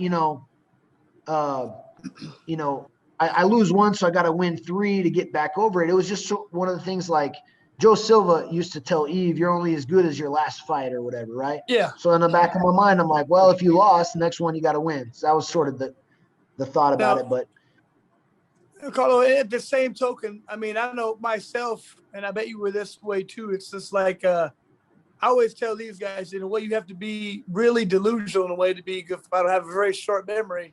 You have to be able to get beat right away and be like, I'm going to beat the next guy, no problem. And you have to believe, in my opinion, that you can beat anybody in the world, or how the hell are you going to fight anybody? I had a problem. I couldn't say no to any fight they ever offered me. I just felt like I'm the best guy in the world. If I say no, then that would mess up my confidence. I mean, I never felt like I couldn't fight anybody. So I never picked and choose or said I can't fight this guy. You had to say yes to everybody in a way. You know what I mean? That was my thought process. Like you say, they don't do that. You fought everybody, That's man. I think we were. You know what I mean? Yeah, for sure. Well, I remember your career, hell, and most of your fights in UFC were like on short notice, right? I mean, yeah, I'm thinking that's you never you took knew several that you were the replacement or whatever. Yeah, I couldn't say no to any fight ever. Ever. So, Carlo, that Spencer Fisher fight is not anywhere. Like, I searched everywhere for that fight. And I know you won a decision against him. Yeah. Would you mind bringing us through that? Because that fight actually is of interest to me in particularly. Yeah, I remember that fight quite well, actually. I mean, I just remember that before that fight, I had been a little bit immature, and not a little bit, it's something that you look back on years later, and you're not even years later. When it happened, I was already, sad about it. I should have handled it better, but maybe 2 weeks before that, I was Yves and I and Rocky and Tim Crater went up to Massachusetts for I forget the name of the promotion at the time, but it was a pretty big promotion at the time. I remember it was in a basketball arena there in I think it was Mass Destruction. You fought Mass Destruction. Mass Destruction, right? Yeah, something like that. But I ended up there. I was going to fight Ray Elby. I was going to fight, I was going to fight him. And I get there, and I don't know, I forget what it was exactly, but the commission lady didn't like. I don't know.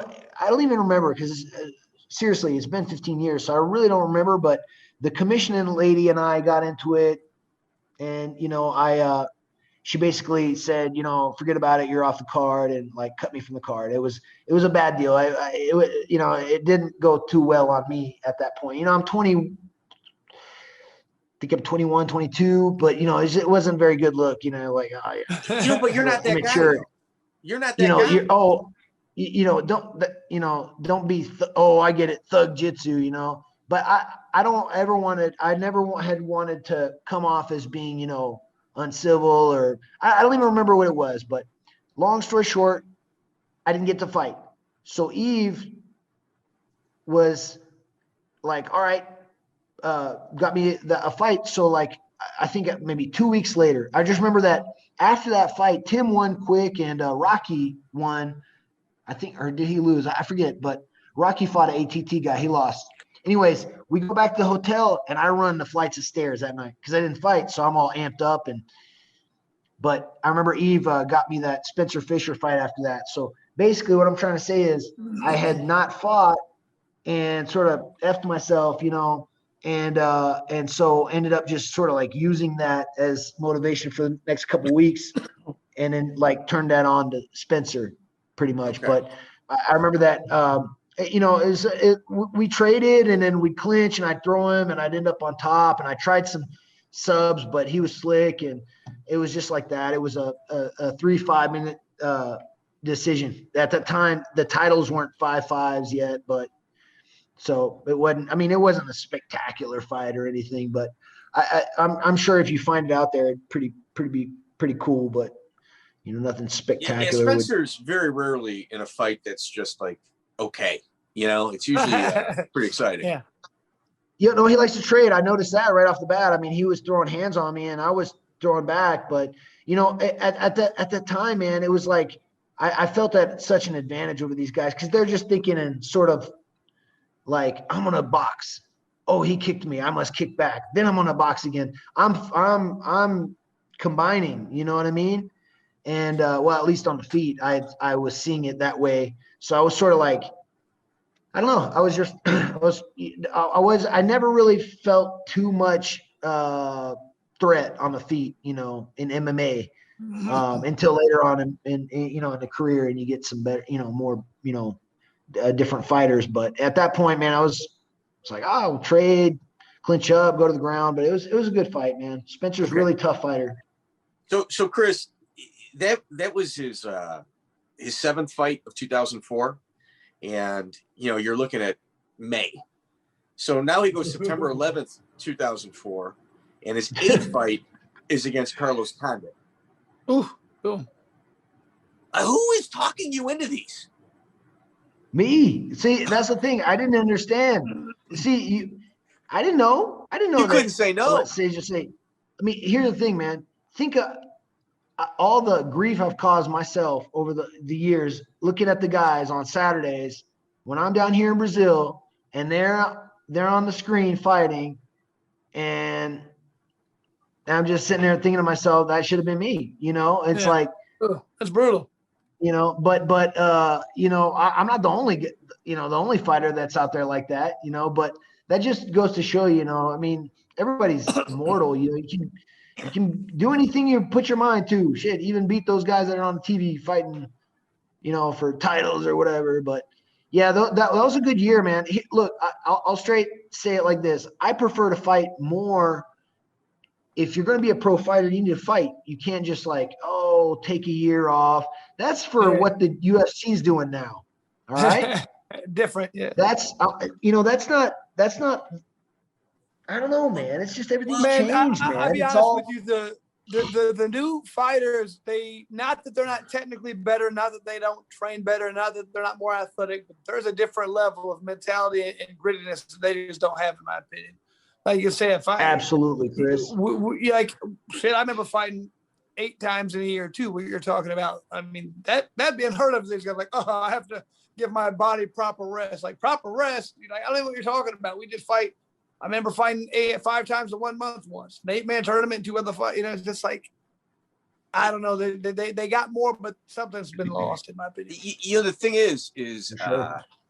That's your 8th fight, and it's all murderers. You beat Carlos Condit with a triangle in the first round, and instead of sitting back and relaxing, and let's kind of properly frame it. At that time, Chris, how many UFCs were there a year? 5 or 6, probably. I don't know. There's one every weekend now. They're doing 40 events a year, so it was kind of different, and the mentality of who's real and who isn't. There was a pretty big gap in between them. It was pretty easy to kind of figure out who the real deal was at that time. Just based on their track record. True. And then here's the thing. Oh, go ahead, Carl. I apologize. No, go ahead. Sorry, Mike. I didn't want to break you off. Sorry, bro. Your 9th fight of 2004. Who is it? Come on, bro. I don't. You fought him 3 times. I'm serious, man. You fought him 3 times. Oh, Fickett? Nope. No, Wisniewski. That's it. Keith Wisniewski. That's dude. one of our buddies, man. That's honestly, that gave me fits, man. That dude gave me fits, bro. I can get him off me in the first couple fights, man. He's a good dude, man. Him and his brother Justin. When you look at him, he doesn't look like the fighter type. And when you talk to him, it just seems like he's just a real good guy. Dude, and see, that's Chris, and Chris is one of these guys too. I love the 2000 era MMA dudes because they're just like real dudes, everybody across the board. Chris, a Midwest dude, and they're all real. Even the California dudes in that era were real. The Florida guys at that time, everybody was real. East Coast guys in the Northeast were real. Everybody was real. You know what I mean? Is real fighters, real gritty fighters, just show up, no frill, no real trash talking. We're gonna fight, so don't need to do all this crazy TMZ stuff. But the throwback guys, man, Okay, and the Wisniewskis are like that, man. Keith and Justin, there's some hard notes. They look like accountants or something. Well, Keith looks more administrative than Justin does. Justin's got a little limp to him. He looks a little more little more manually labor. Justin does, but they're the toughest dudes, man, and nicest guys too, man. So let's talk about that fight. So we had Keith on a couple weeks ago, and oh shit, we're all personal friends with Keith Wisniewski. Just for full disclosure. So Keith had said that there was a little bit of hometown cooking in that fight. He said it was an absolute war, and then in the 3rd round, he's like, in the third fight, there's hometown. Let me bring it through it, so I don't want to misquote. He's like, I had him, I was on top of him, I was dominating the fight. He's like, and then with 15 seconds left, he hits me with an elbow, and my nose goes to the other side of my face. And he said the referee was kind of being, kind of generous. He was, he stopped the punching in the 3rd with Keith in top position because after you hit him with the elbow, he reversed you. And then the round ends and the referee stopped the fight 2 seconds before. He tells Keith to get up, the round ends, and the doctor looked at it, and the referee's trying to call the fight off and give it to you, even though the fight had already ended. Is he off on that? I mean, honestly, I would have to see the tape. You know, I just remember, man, you know, it was at that point, I had asked for that fight. I was like, you know, what made you ask? I want to fight him again. But it's just because, like, certain people, and I'm like this to this day, man. And I've been saying it for years, but I'd love to have a third Carlos Condit fight. I know that no one gives a fuck anymore. I understand this, okay? Who am I?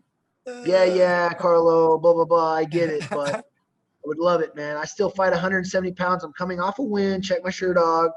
There we go. But anyways, you know how it is, Chris. There's just some guys you would like to fight again just because it's not even you don't like them. It's not you don't dislike them. You if anything, you know, you admire them because they beat you, so you want to fight them again because you it's more with me, you know. I don't dislike Keith or Carlos or any of these guys that I fought, you know, once or twice or three times, but I would definitely like to fight the guys that beat me. I'd like to fight them again for sure if they beat me. I mean, right? Keith has like a weird look at fighting. Like, it's much different than anybody else that we've interviewed up until this point. And it's like, well, I don't really look at it as a fight. It's more of like an athletic competition. And, you know, you just got to try to beat the guy in athletic competition and, you know, all that like trash talk. It's really not necessary. You know, it's just such an interesting guy, man. He really is. Respect, I love Keith, man. You know, respect. But, you know, he's a soft killer too, man. He's 100%. He's gritty, man. No, he's sure. gritty. And he might talk that way, but I remember, you know, he might talk that way, like he's all, but he locks the cage and there's no backing down. He's a tough dude, super tough, man. You know? I saw him in a fight once up in Fort Wayne, Indiana, and he fought a guy for about 31 minutes straight, I think. TJ Fernandez. Tigre Fernandez, that was a brutal fight, man. I was like, they both went to the hospital afterwards. I was like, oh my God. Yeah, Keith, like back in the day, he had like real thick glasses, and he'd fight. Yeah, just like he was there, but he'd fight with like he's a welder, contacts right? on. It was he's like a welder, one of the right? Hanson brothers. Yeah, it was like one of the Hanson brothers from Slapshot. You'd be like, he's a dorky guy, and then be like, man, he's a murderer. Yeah, I know. Like, I don't want to fight that guy. He'd be reading like, you know, Grapes of Wrath or something like that before the bout. You know, playing chess. Like, he's hold on, let me put my book down, and then you go out there, like Clark Kent, take his glasses off and beat somebody up, and go back and read his book. Just a phenomenal human being, man. So I just remember when he beat me those two times.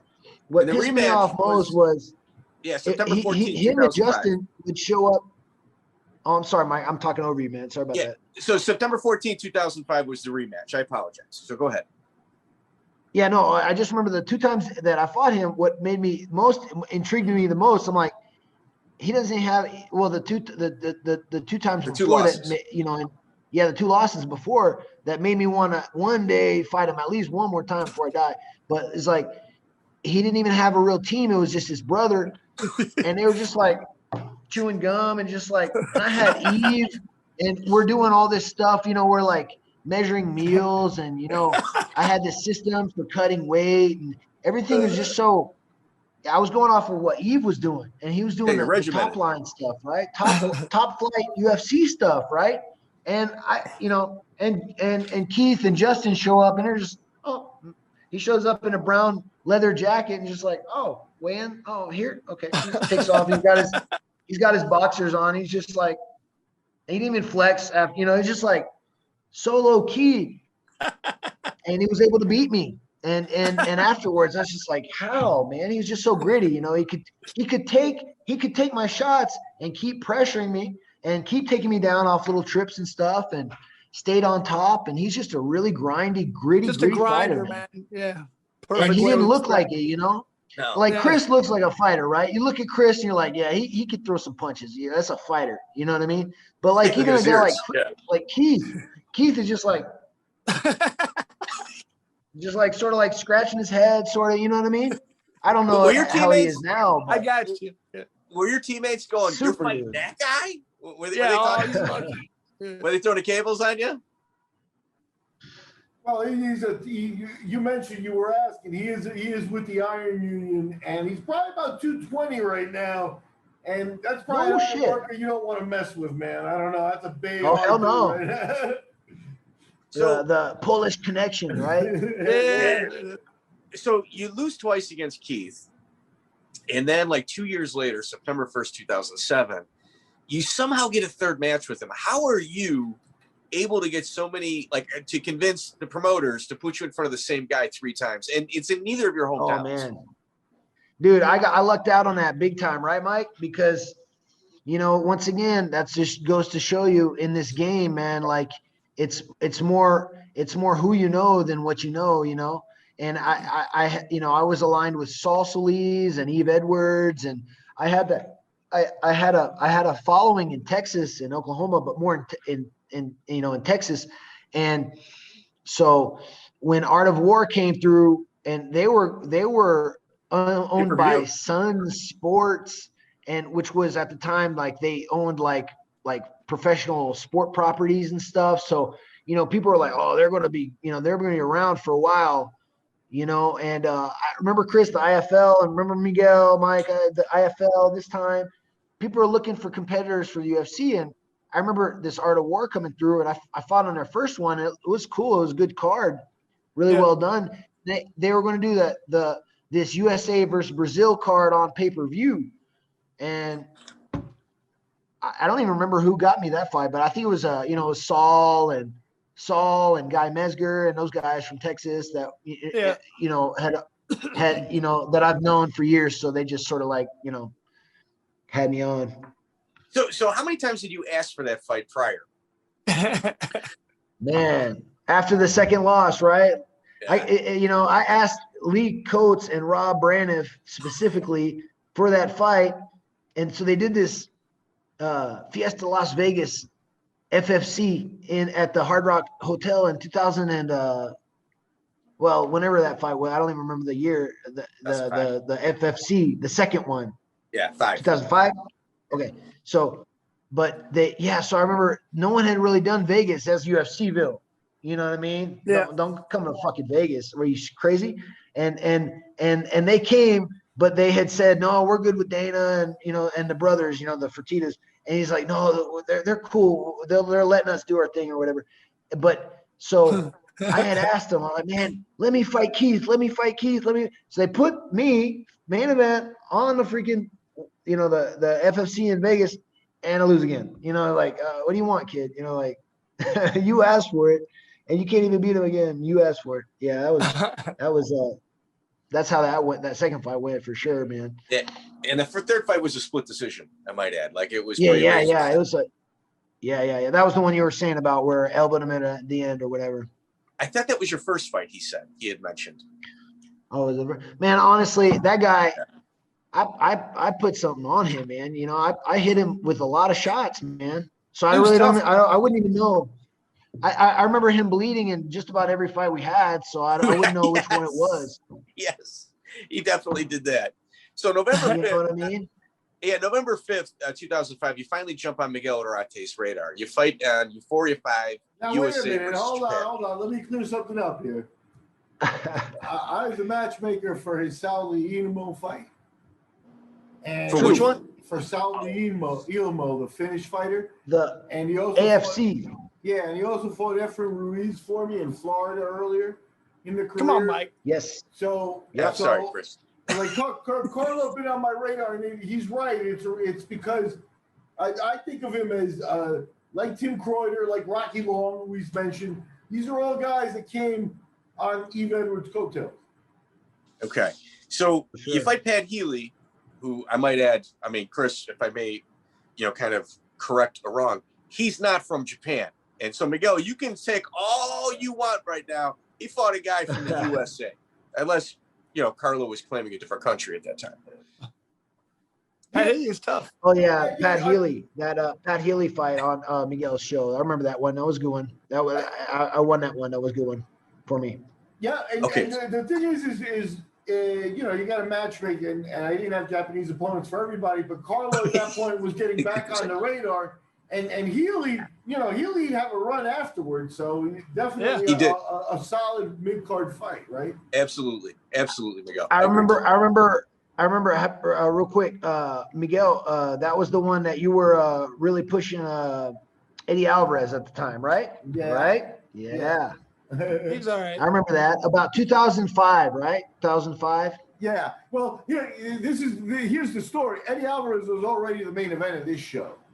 So No. Yeah, that's what I'm saying. He was a big ticket guy, man, on the East Coast, man. Yeah, we put him. He was selling out. That's how we learned about him. Yeah, he was selling out shows. He fought for me, and I put him on the first time he fought for me. I put him on first, and then after he fought, 80% of the audience left, and we never put him on first again. Yeah, I didn't mention it, but he's the only guy. He's the only guy that I put him head to head against Pat Miletich to sell tickets. He's the only guy.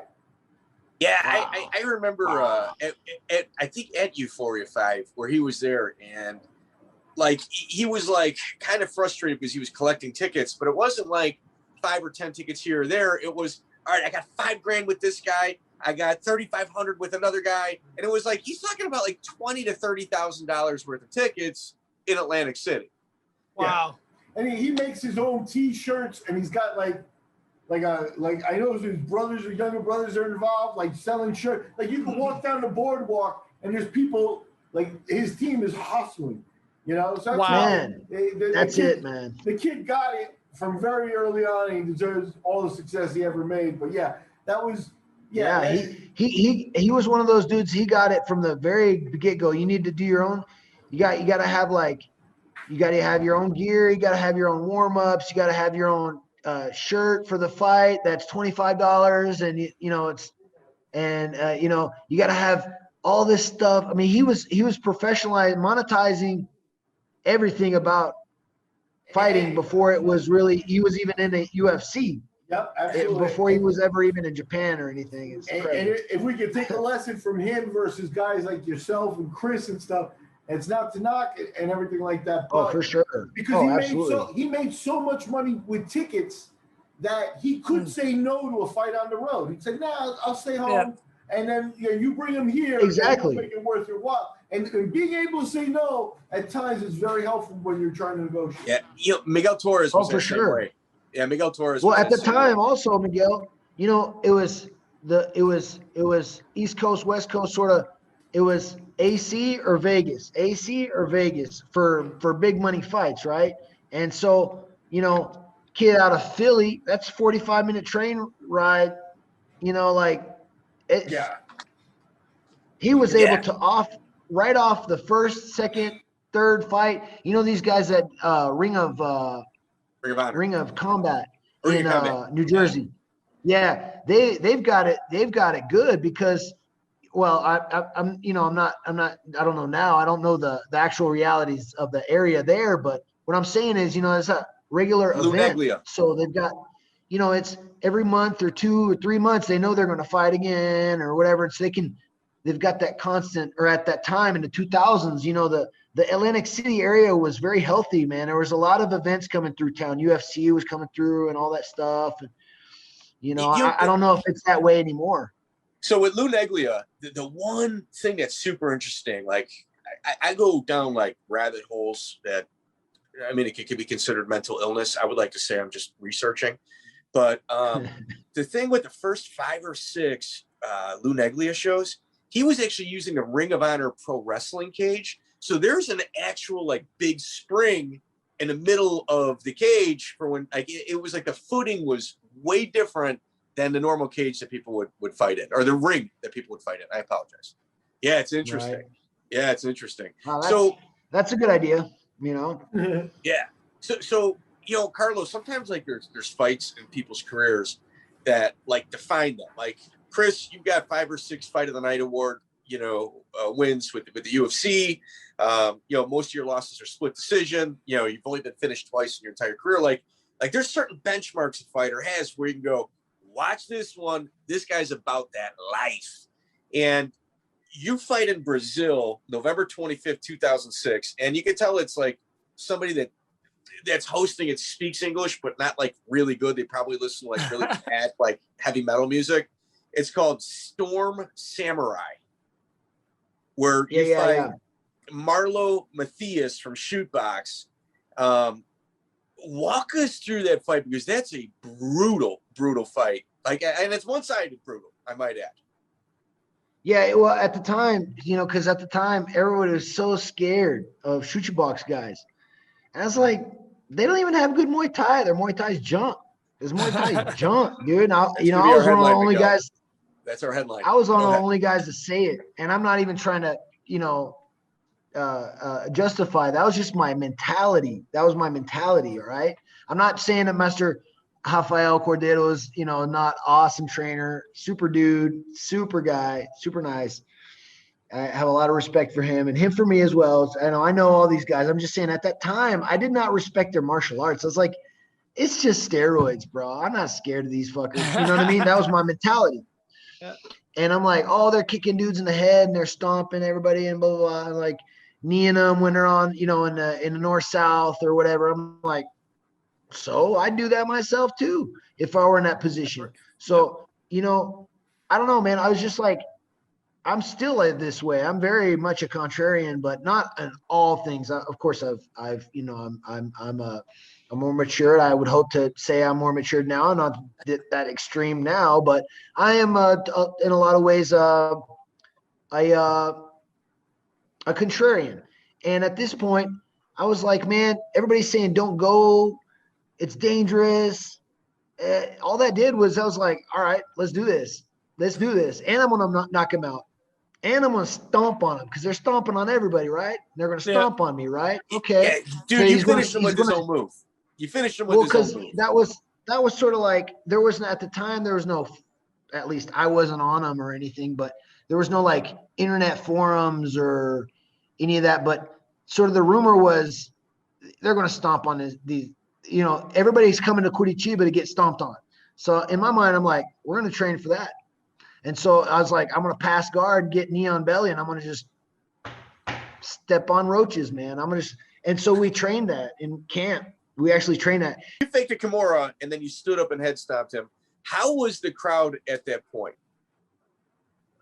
Yeah, I just remember, I was shocked, but Curitiba is such a fight city, man. They as soon as the show's over, they were all, everybody was like giving me thumbs up and giving me, asking for high fives and stuff. So what, all that showed me was, it is just to pump up their guys.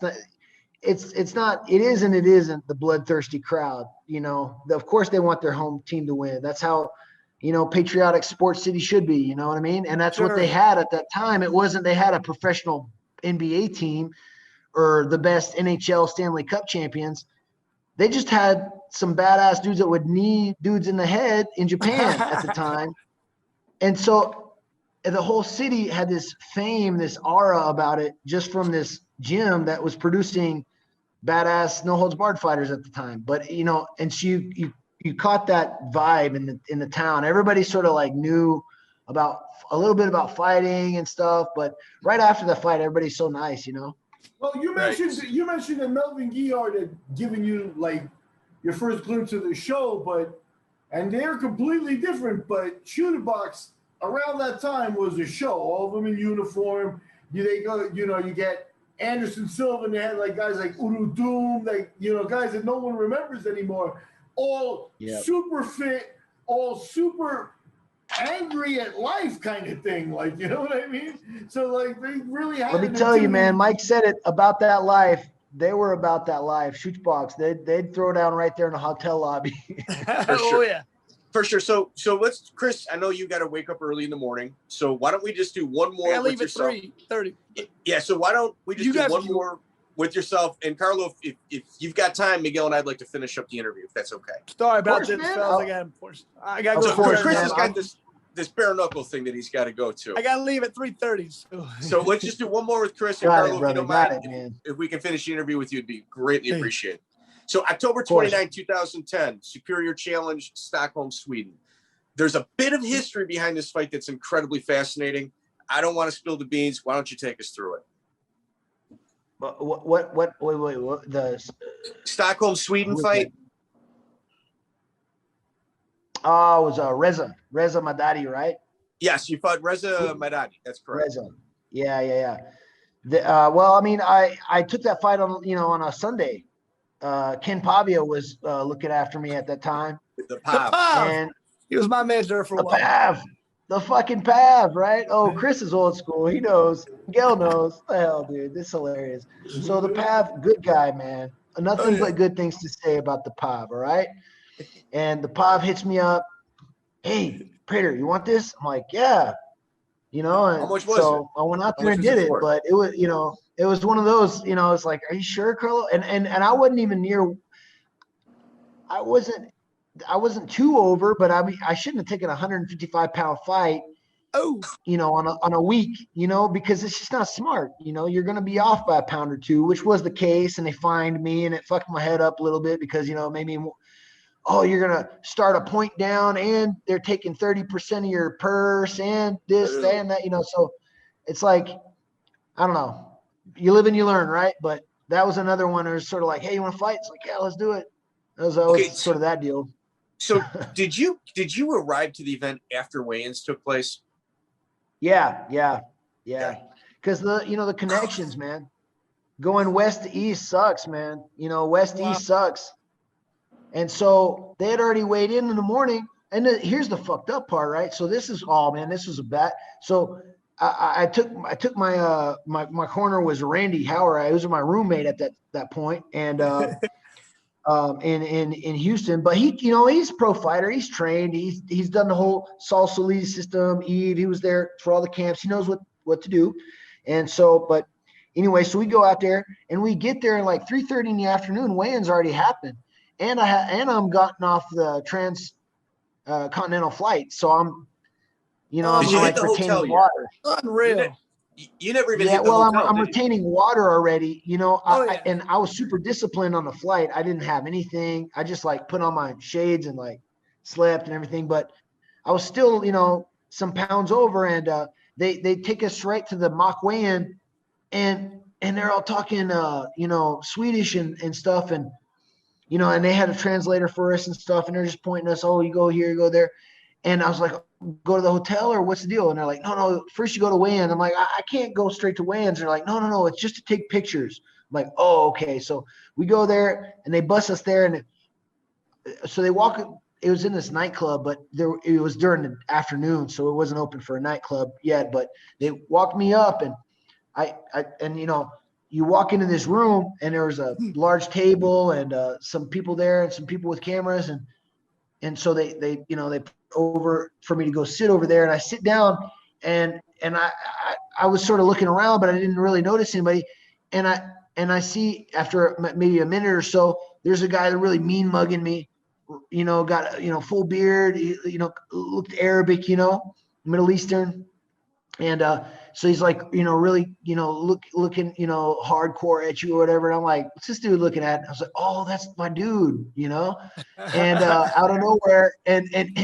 And he's just looking at me. And he's like,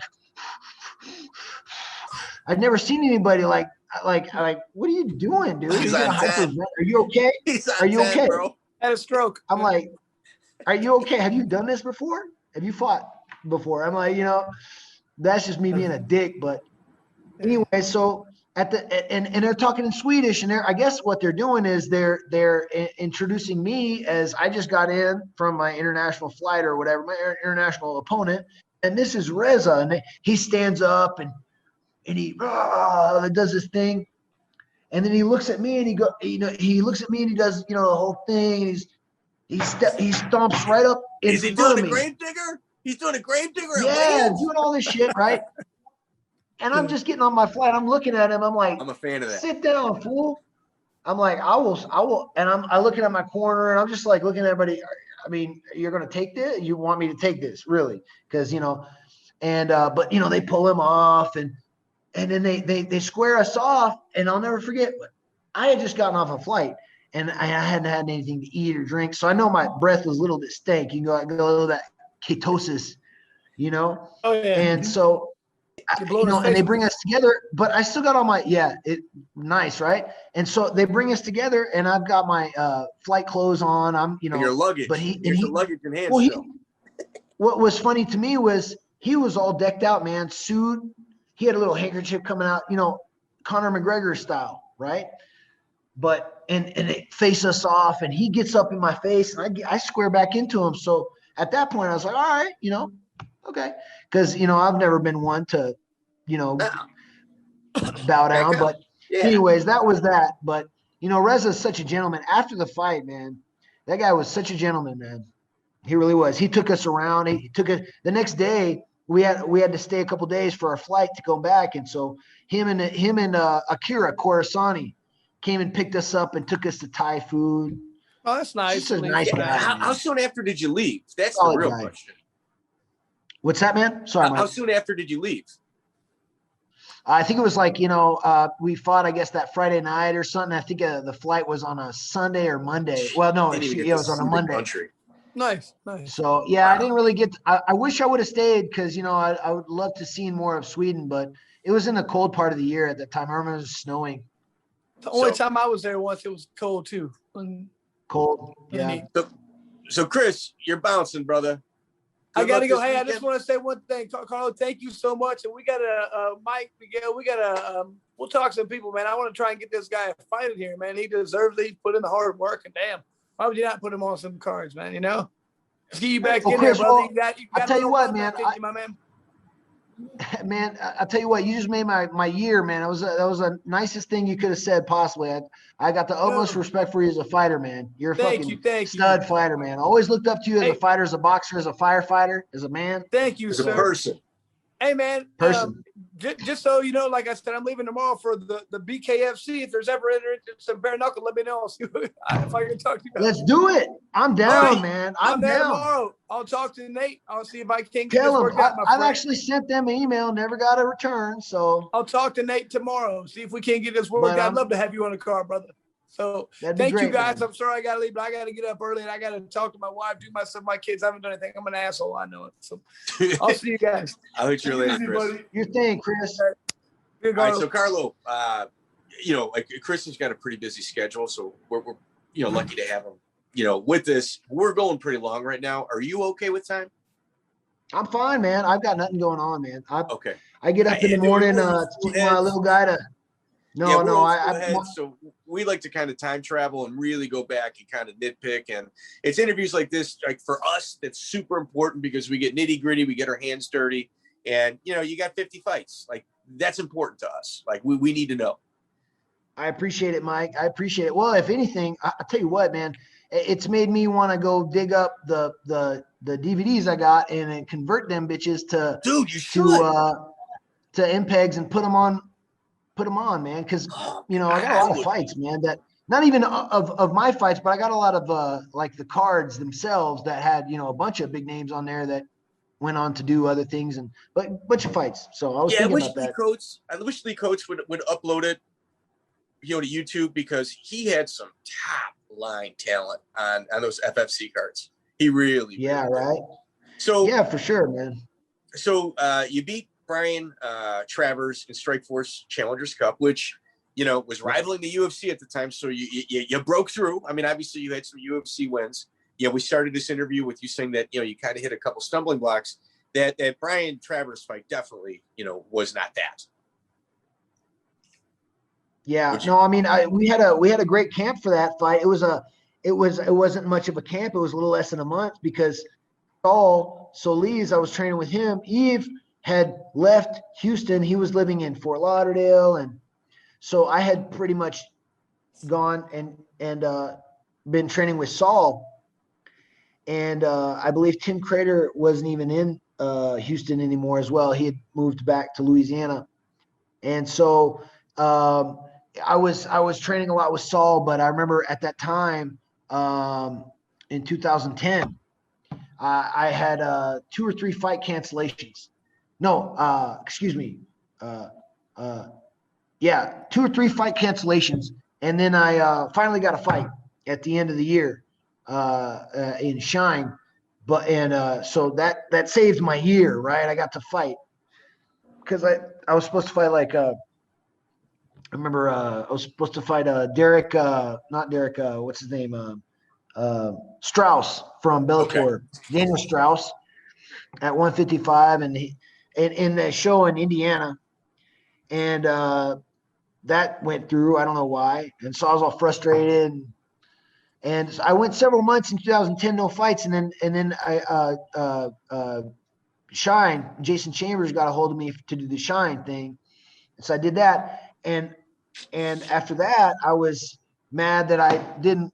Not mad, I did well, but I didn't win. I lost to freaking Fickett again. So, and then I got the Reza Madadi offer. So basically, what I'm trying to say is, I'm like trying to like dig my way out of these losses by like fighting more and making, you know what I mean? But if you don't plan it out, you might take another loss, another decision loss, or you're not in the best shape, or you didn't strategize for this guy and he just you held you against the fence, or you fought a tactical fight or beat you, whatever, But and so I remember at the beginning of 2011, Saul's like, "Hey, Carlo, I just got off the phone. Get your ass in the gym." I was already training once a day either way, and I had little small jobs to take care of myself during this whole time, but. At that point, he's like, "Hey, man, Strike Force is coming in like 20-something days in Austin, and you're fighting this guy." And I'm like, "All right, cool." And he's like, "I need you in a two time. We're gonna do 2 days. We're gonna do this. We're gonna do that." So it was a good, quick, concise camp, but it was everything I needed. It was just 2 days, lots of rounds. It was good, man. I felt good. He was real tough, and then like. In 2011, you had 4 fights, and your opponents' combined records were 58-10. And you ended 2011 against Cameron Dollar with a second round Kimura finish. And it was on Legacy FC, which is Mick Maynard's organization, which certainly helps you. Mick obviously had looked out for you on more than one occasion at this point. But Cameron Dollar is very slick with submissions. And, it's one of those things like you sit here and you complain about getting finished by your own move. And you've done that several times in your career, which includes Cameron Dollar. Yeah, Cameron. I wasn't aware of his Ultimate Fighter past, but I just knew that he had done, or maybe it wasn't Ultimate Fighter, but he had something. I think he had a UFC fight or something. So I was just thinking to myself, just keep going, just fight him. I didn't know who he was, like, as a fighter, but I just knew. He's got the UFC. I think he had fought one fight in the UFC, I believe, but I just knew that. So I was like, an inch closer, beat him an inch closer, but I had no idea they'd call me up after that. But before that, he was on the UFC Ultimate Season 9, and he appeared on that finale show. So there were a couple. He had technically 4 UFC fights, although 3 go down as amateur fights. So. Yeah, he was a known quantity. Right. So, after that fight, you get called up, and it's January 14th, 2012, UFC 142. And, and I know this might not be an easy topic for you to discuss, but you fight Erick Silva. And Mario Yamasaki is the referee. Why don't you take us through this and tell us about what happened afterward with yourself? Okay. The fight itself, I just remember, going out there trying to touch and show respect, but, trying to also press forward and, show I was, at the time I was coming up from 155. I had fought there for like the last couple fights, and I went up to 170 for that fight because I was going to take another fight in the south of Brazil at the time. And at the time, Jason Chambers, my manager, called me up and said, no, you're not. We just got you in the UFC. In 3 weeks, you're fighting this guy. And so I started checking him out. And I think I'd seen one of his fights before at that time in Jungle Fight. But I just knew he's just a wild athletic striker the way I had seen him, but not sophisticated with his striking. Just big, lanky, and fearless. And, that's dangerous enough. But I mean, as a professional Thai fighter myself, as, at that point, I'd have, a lot of fights myself. And what weight was this at? I knew how to break him down. 170 welterweight. That's rough. So that's rough. Yeah. So my thought process was like, I'm going to be quicker and I'm just going to eat what I want until then. I'll be super healthy and I won't need to cut weight. You know what I mean? So that was my thought process. And I came in great shape, honestly. I mean, once again, 3 weeks. Is he in the best shape? I'm always in tip top, man. Well, maybe not, all the time, but I'll tell you what, man, 90% of the year, I'm ready to go, man. Give me 2 weeks. I'm in incredible shape. Resting heart rate's down, all sorts of indicators, physiological indicators that I'm in awesome shape. But basically what I'm trying to say is there's no excuse. He caught me with a really big, I believe, knee, and I took it and ate it and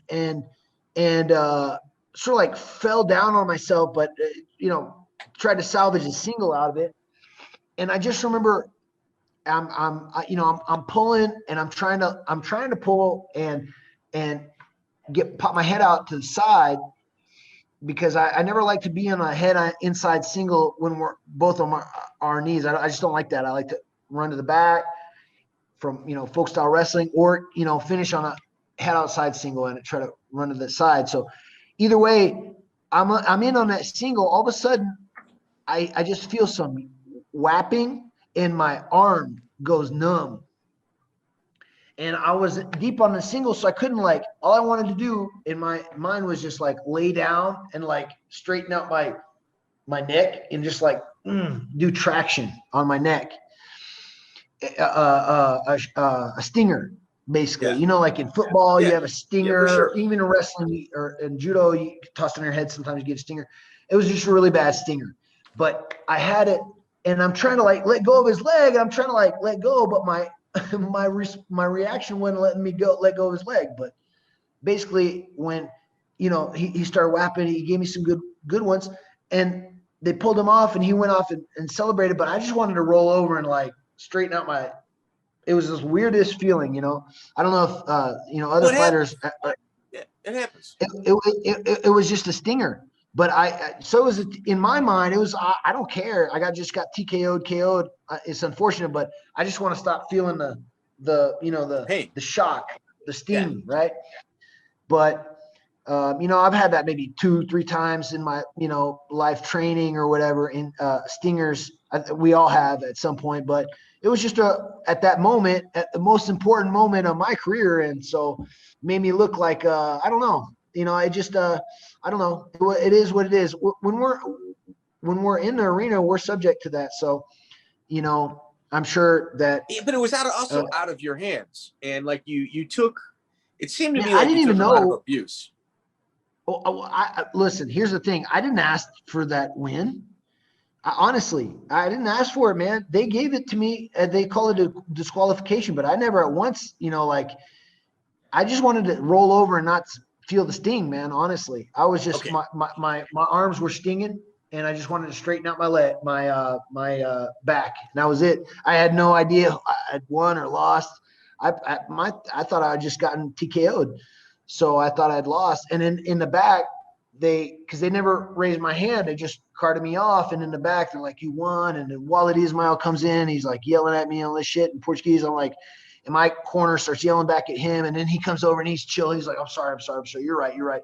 Total bipolar. I'm like, Walid, man, you're somebody I look up to. You're bitching me out. I get it though. It's your boy. But it's just I had to deal with all that. And then they rushed me out to the hospital. And then basically I knew after that, man, the way that it got unfortunately this how things happen in sports and in the kinetic movements at certain times, it's chaotic and stuff happens and then people rush to conclusions. All I know is over the next couple of days, I got 200 phone calls, texts, all this stuff from Hedgie Global and SBT and Hedgie Record and all the big Brazilian,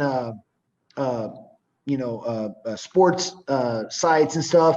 And then, Bloody Elbow and all these people from the States and all this. And so, and I was still in the hospital and for 2 days, they kept at me and myself and Terry Etim were side to side. and like trying to get out of here. Like, what are we doing here? We're fine, but it's just protocol. So by the time I get out, they kept me there for 48 hours afterwards. By the time I get out, I didn't want to deal with any of that. It's in your rearview too mirror. much media. Man, I had no idea it was that much media. I was honestly still in like mid 2000s, Carlo. Like, MMA is just a select group of people that even know about this shit, and you're a warrior and no one really knows. I had no idea it was popular and people were like watching, and I had no idea. I basically, and I'm not trying to sound like I'm innocent or poor me, or what I'm trying to say is I had no idea that it was that popular and it would be that commented on and all this. So basically what I'm trying to say is after that, I already knew that I had a target on my head because I had fucked up a pay-per-view. You know what I mean? So that's the way I felt. But the UFC at least that administration of the UFC, they never let me feel that way though. I mean, they were always cool, man. Joe Silva, cool cat, old school. Reed Harris, cool cat. Dana, not a bad thing to say. Always treated me okay. You know what I'm saying? So honestly, it was one of those things though. It was like, yeah, I fucked up a pay-per-view. I already know that this isn't starting off the it wasn't the debut I wanted, for sure. Well, a lot of the time though, when something like that happens, especially like, controversial fast stoppage, really, they offer you a rematch. Did they ever float you a rematch idea, or because you went on to fight other people? No, Miguel, but I sent out freaking emails to Rich Chow over the last 2 years since they picked up Erick, telling him about myself, saying I'm still in the game, 170-pound fighter. He's in Bellator now. There's no reason not to. I'm sure he wants it. Man, I mean, look, why am I even okay, so Mike's seen my Instagram. He knows I don't give a fuck about any of that shit. Yeah. Because man, I live in a real world. I'm not, I don't know. I'm still in the 2000s MMA. Like, it's about training, and it's not about promotion, and it's not about, narcissism and look who I'm training with and hold on, let me flex up. Okay, now take it. Okay, good. And thanks to my sponsor and this and that. I'm self-funded. I've had very few sponsors in my career. The ones that I have, love them to death, still in contact with them occasionally. You know what I mean? It's like, that's not the route I was. I'm just like a horrible fucking professional athlete because I was never very professional about it, but I was always very athletic. I'd show up and I'd do my thing, but you're pretty flashy. Well, can we frame this? Let's frame this properly, just so to kind of put it in its proper context. First and foremost, at that time, Dana White always spoke out against Mario Yamasaki. Okay, so what this fight is kind of famous for was Joe Rogan pulling Mario Yamasaki and interviewing him, go, do you really think he should be DQ'd over that? And Joe Rogan really punked out Mario. However, when you look at Brazil pay-per-views, all the way up until a few years ago, the UFC always flew their own staff there. Like, everybody that was a judge, a referee, anybody working that event was handpicked by the UFC because there wasn't a real commission in Brazil until a few years ago. So for sure, Dana White and Joe Rogan can sit here and go, well, that's not true. Or, they can sit here and say, well, it's a horrible thing. Mario shouldn't be refereeing. And at this point, Dana had publicly stated that Mario Yamasaki had no business refereeing. Then why did they bring him in? That's it. Like, you're not going to sit here and say, well, I hired a serial killer to babysit my kids. I went out for a movie and I came back and it was horrific inside the house. Like, you can't sit here and act surprised when you're the judge and jury and you're paying people. That's just my personal opinion. Absolutely. And let me tell you something, Mario Yamasaki, he's, here's the thing, say all the things you want about someone as a judge or, as a fighter, but you have to look at what they've done previous to that. So what am I trying to say? He's one of the introducers of Brazilian Jiu-Jitsu in the Washington, D.C., Northern Virginia area there. He's got a pretty successful BJJ school and affiliate system and all that. So he's an actual lifelong martial artist. He knows what he's doing. He's not somebody that was approved in the last, several years with the boxing commissioner or something. He was one of their first picks. Yeah. Yeah. So, you know, just based on background. He speaks Portuguese. Dana knows that Mario is a good ref, but he had to say that because that's who Dana is. Dana has to be the villain at times. Dana has to be the good guy at times. He has to speak out at times. He has to be stoic at times or feign it, and then has to also, you know, be captivating. He's got to be the jester. You know, Dana's the public face, so he'll say whatever he comes to mind. It's not really, you know, he's a brilliant MMA. You know, absolutely, that bags on Dana does not know what they're talking about. He is a absolutely. But what I'm trying to say is, you know, it's natural. It's off the cuff. Sure. He's just like, oh, Mario. Oh yeah. He's a great ref. Fucked up the pay-per-view. Oh, horrible ref. Fucking what's he doing? I never liked him. So, yeah, fucking idiot. And so it's like, it's true. I don't know. It's true. I don't know. It's something of, you know, the successful guys that have a lot of power and money. You know, it's like you please them. They're like, okay, good kid. I like him. I like this motherfucker. He's good. He knows how to work. You fuck up their pay-per-view, like fucking idiot. What do we ever, you know? Yeah. I don't know. That's how I can put it. You know, Dana's not a bad guy though.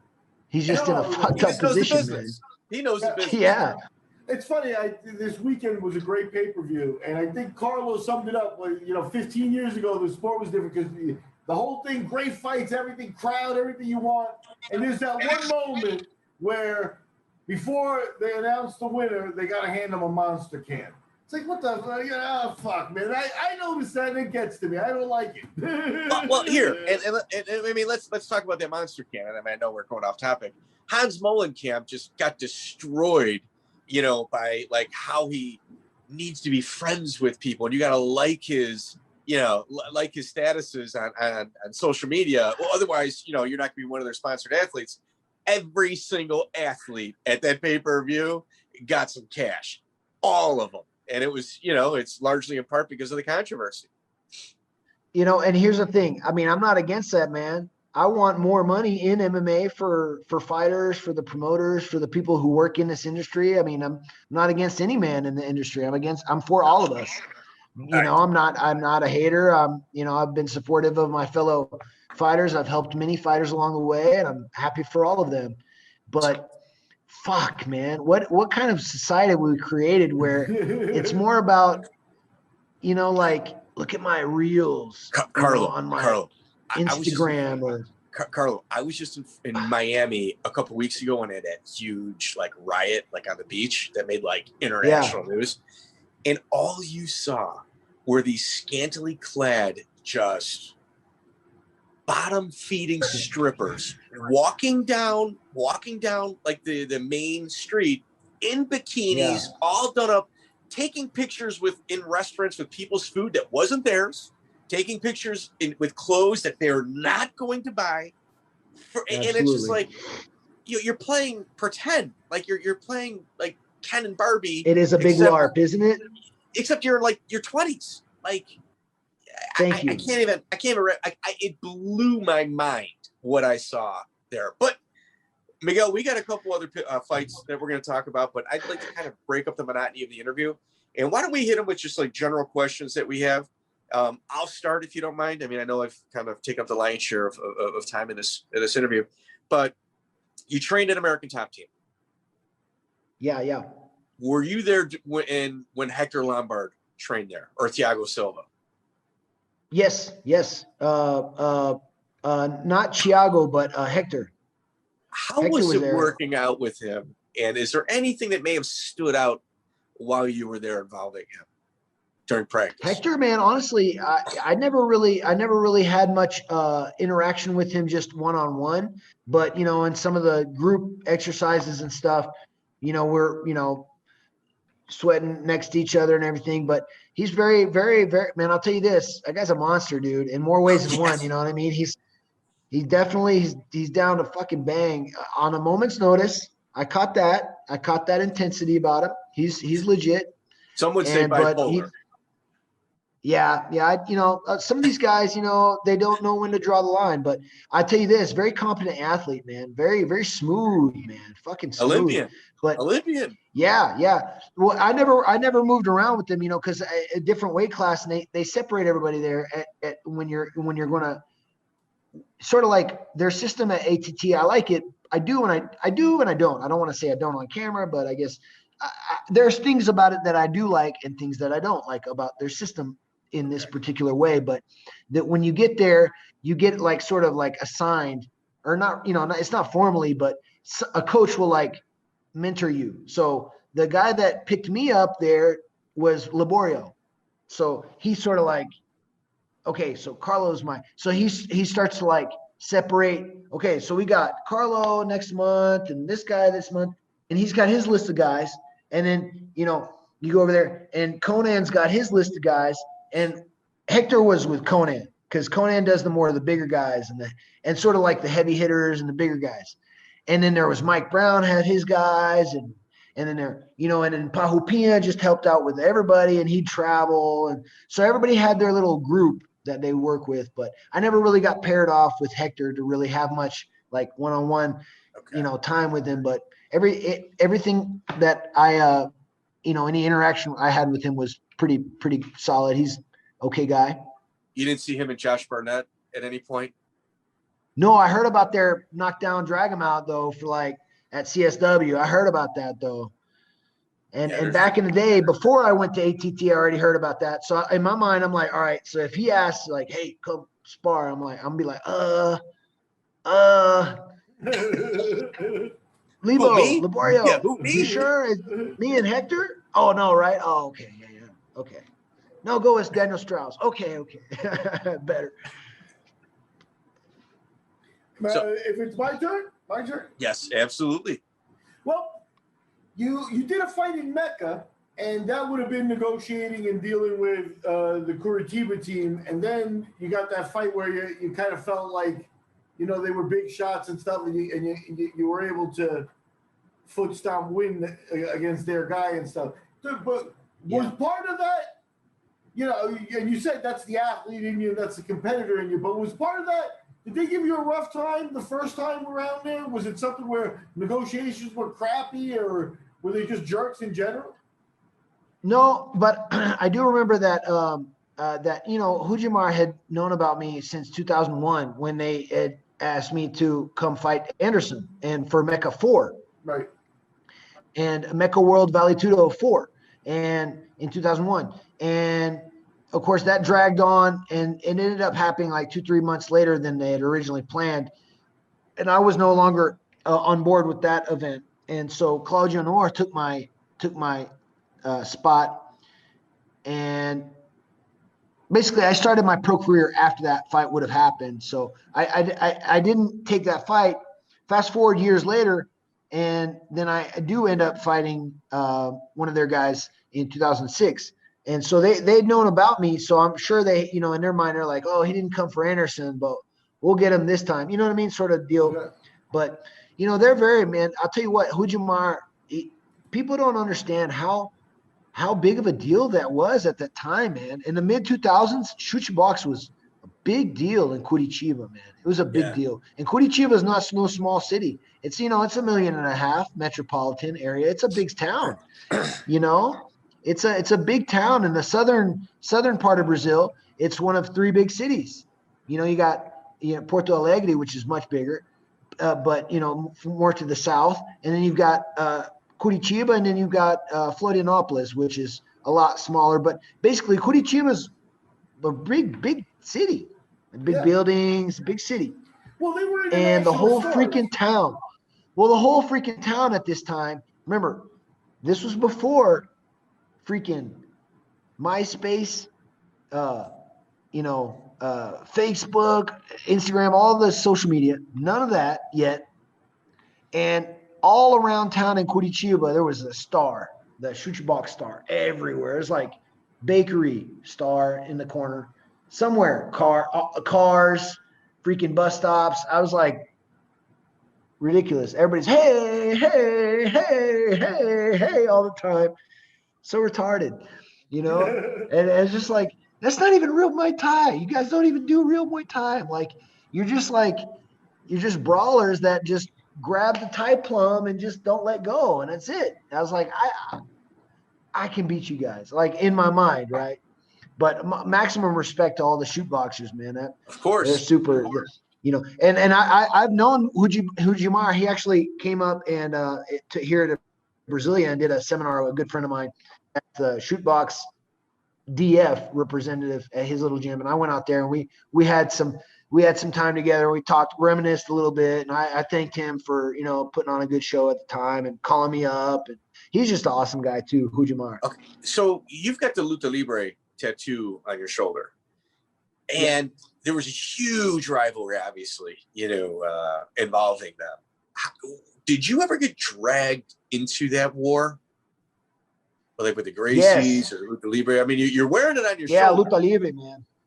Yeah, that turned into a little bit of an issue with me when I had in 2000 and at about the same time as Storm Samurai, I had been in touch with Joinha Guimarães, Jorge Guimarães. He sort of was trying to look after me, right? He's trying to give me fights. He's trying to look after me. And well, he wasn't trying to. He had asked me to come to Rio to be part of Black House. And so I took him up on it, because he had put on these shows back in the day in Brazil, Mecca World Vale Tudo. So he was a promoter of Mecca World Vale Tudo together with Hujimar, and so he started the Mecca promotion and then the Storm Samurai promotion, Joinha started the Mecca promotion and would televise the Storm Samurai and all the national promotions. But anyways, he was somebody that was very well connected, and he was taking care of Vitor Belfort and a bunch of, you know, the Nogueira twins and Pride and a bunch of people. But he's a television personality here in Brazil on Sport TV. So he's had a little half-hour weekly Vale Tudo show called Passando a Guarda, Passing the Guard, for many years from the late 90s. Oh yeah.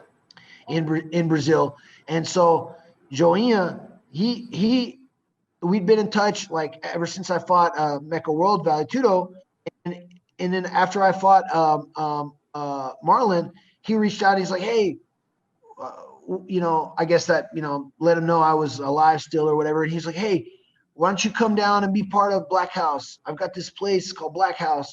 So I go, all right, cool. And so I was actually one of the first guys to go down, be part of the Black House in Rio, which was nothing more. Freaking Black House was nothing more than a house that freaking Joinha was renting across the Avenida Atlântica from the freaking X gym, which was Rogério Camões' gym, Pump Iron gym. Mm-hmm. And down in the second or in the sub solo, the second floor underneath, they made fight space where they had a cage, a floor cage, and a little small ring and some mat space, and that was Black House. And Joinha was like, "Oh, you come and you stay at this house I've got. It's great, food and all this." Sure enough, show up Rio. Carlão Barreto picks me up at the airport, drives me freaking to the house in Barra da Tijuca. Well, actually, it's in Recreio, almost in Recreio, way out in the south part of Brazil, in Rio. Drops you off at this house, and you're like, all right, cool, this is Black House. You go in, there's like two Iraqi guys. They don't speak Portuguese. They're just nodding and smiling and nodding at each other. Mehdi Baghdad and I forget his other some guy, I forget his name. They were good fighters, good stand-up fighters though. And then Diego Nunes was there, and Diego Nunes from WC. He went on to fight WC and UFC later. Then there was also Michele Verganelli, this Italian cat from Italy, and he was doing a Vale Tudos down in Brazil. But anyways, it was us in this house, and it was like, in my mind, I'm like, all right, we're gonna go on down there, and it's gonna be all this structure. The house didn't have shit. It didn't have like gas. It was just like, the guys, I don't know how they were making it, man. There was no food. It was like it was scary, man. But so I stayed for about 3 weeks, and I developed a skin infection on my well, it wasn't a skin infection, it was a staph infection on my thigh. So I had to go to the hospital for that there in Rio. And then I just called up my dad, and I got a bus back to Brasilia. And I went back to Brasilia, and I finished up camp to fight that Art of War, which I was doing. I was going to do the whole camp at Black House, but I got that staph infection on my thigh. And so I just went to Brasilia, and I finished up there for the last couple of weeks, and I went and fought that Art of War. But yeah, that was the story behind that. But at the time, freaking the Black House was this famed MMA gym. It was this little house out in this condominium, bunch of dudes, bunk beds, farting. It was just like, oh man, it was so pitiful. But it, at that time, there was this mystique that Anderson and Vitor Belfort are training in the same place, and freaking the Nogueira brothers are doing the jiu-jitsu training. And it's just, you get there, it's like, no, it was all us. It's like, so that didn't last. But then over time, Joinha did the Black House. Now it's out in California, I guess. They got an actual gym out there, but that's rough. Funny. So now, in the beginning of the interview, you talked a little bit about Paul Jones and Steve Nelson, and you bring out the historian in me because, Texas had a big scene. So let me throw some names at you from back in the day, see if you ran into him or had any interaction. How about Carlos Machado? You said your guy Jeff. Oh yeah. Got his belt from. Did you ever go to there? Did you know Travis Luter, like that crew? Did those guys pop in your radar? Yeah, I don't really remember Travis Luter, but I know that he was one of Carlos's purples when I went down and got a Carlos seminar. I was a white belt under Jeff Lindsay, and just training starting in '96. I went to a seminar at Carlos's at the racquetball club there in Dallas, and there was a bunch of guys, a bunch of his. At that time, I think in Texas there was only like a couple brown belts, maybe. Mm-hmm. I mean, you have to understand there was this whole mystique about this shit. But nowadays there's like, there's like how many thousands of, black belts are there, and even in the United States, let alone in Brazil, or in the world. But at that time there was so few of them. So Carlos, but I'll tell you this, Carlos, super technician and just very, very soft-spoken and very knowledgeable, man, very knowledgeable, but just straight jiu-jitsu, not Vale Tudo jiu-jitsu, but just actual, kimono jiu-jitsu. On October 8th, 2016, you fought in Aspera FC Brazil against Irvin Perwina. Eddie Von. This was like your hometown. Yes, this was in Brasilia in 2016. Okay, so and go ahead. Yeah, no, I was and you had said that, we're going to touch on some, and you can name some names. Okay, we'll name some names. This guy named Marcelo Brigadeiro, right? So this guy, all right, I've known him for years. Okay, known him for years. I actually stayed at him and his mom's house in Rio when I was there doing camps for the Anderson fight, when I was there for Brazilian Nationals in Luta Livre, when I was there for the hell, I stayed at his house for the Rio State Cup in 2000, I think, also. But so I've known Brigadeiro. I've known him from back in the day. And he calls me up and he offered me a fight. And I was going to fight this guy named Guilherme Carcassinha or something like that. But he was, he's like coming up, probably like 15, 16 and 2 or something. He's a prospect in Brazil at the time. So I was going to, all right, I'm fighting him.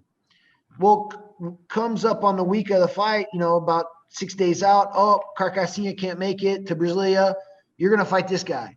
Like, oh, okay. Well, I'd heard of this Eddie Von in town, but everybody's like, oh yeah, he's just, he's not ready for you, Carlo, and all this and that. And in the back of my mind, I'm like, well, change the matchup. Should I take the fight? was a lot riding on it. At that point, I was already coming off a couple, I think if you look at my record, maybe a couple of decision losses. So I had to be smart with the fights I was going to take. I had specifically trained for this guy. I think his name was Guillermo Carcassinha or something like that, for like 2 months for 6 weeks for Brigadeiros Aspera. And then out of nowhere, they're like, no, you're fighting this guy from your hometown. I'm like, oh, okay, well, I don't want to fight nobody because it's not going to do anything for me. And at that point now, 4 years ago, I finally figured out, like, oh, Carlo, you got a name. You're like a former UFC guy, ex-UFC guy, for these other guys trying to fucking beat you to, you know what I mean? So yeah. I had finally figured that out. I was like, Carlo, maybe you shouldn't take all these fights they're offering you because they're just looking at you like you're fucking ex-UFC. So, but then the fighter deep down, the fighter deep down, and instead of just saying, okay, well, I'm not fighting Carcassinha, who would have done something for me the way I looked at it. He was getting promoted in Brasilia, in Brazil. I should have said, nah, we'll do it in the next one. I was like, oh, okay, I'll fight this guy. And basically, I show up on weigh-in day, and I'm a kilo and a half over. And that's my fault. I'm a professional, and I've always made weight and everything, or tried. But if I'm over, I'm over. And there's nothing to hide. I'll say it. I'm over, whatever. We're here though. You want to do it or not? And his guys put on all these impossible shit. They're like, well, okay, in retrospect, I understand because his coach has always had it out for me. Like, he would have loved to have been me, right? He's a jiu-jitsu black belt here locally who's like always like, he never had the balls to do it, but I was always doing it, sort of deal. But but he's a very successful gym owner here in Brasilia. He's got a bunch of students. So anyways, this guy was training with him at the time. And so part of me is like, you know what? I'll fight this guy. Let's do it. And I showed up and I weighed over, and I'm like, well, you guys want to do it or not? I still want to do it. You guys don't want to do it? And they're like, well, yeah, we'll do it. And so I leave, and I'm already drinking water, drinking Gatorade. And I get a call from Brigadeiro. He's at the venue. He's like, well, they came back and they said they're not going to do it unless you start, a point down or whatever in the round, 10-9 round or whatever. And I'm like, what are you talking about, Brigadeiro? And at this point, Brigadeiro and I, we're still solid. I'm still drawing on my years prior, 20 years, not 20, but almost 20 years I've known him. It's not that like, much. oh, come on. I'm like, come on, Brigadeiro. I'm not even 2 kilos over. I already let him know. It's my bad. I offered him money. I was like, but a point? That's ridiculous. And he's like, well, it's either that or there's no fight. And at that point, I'm like, I've sold 50 plus tickets in town to the cops that I train. And, I got people coming. I'm like, man, I'm going to do it. Fuck it. Okay, fine. 10-9, first round, whatever.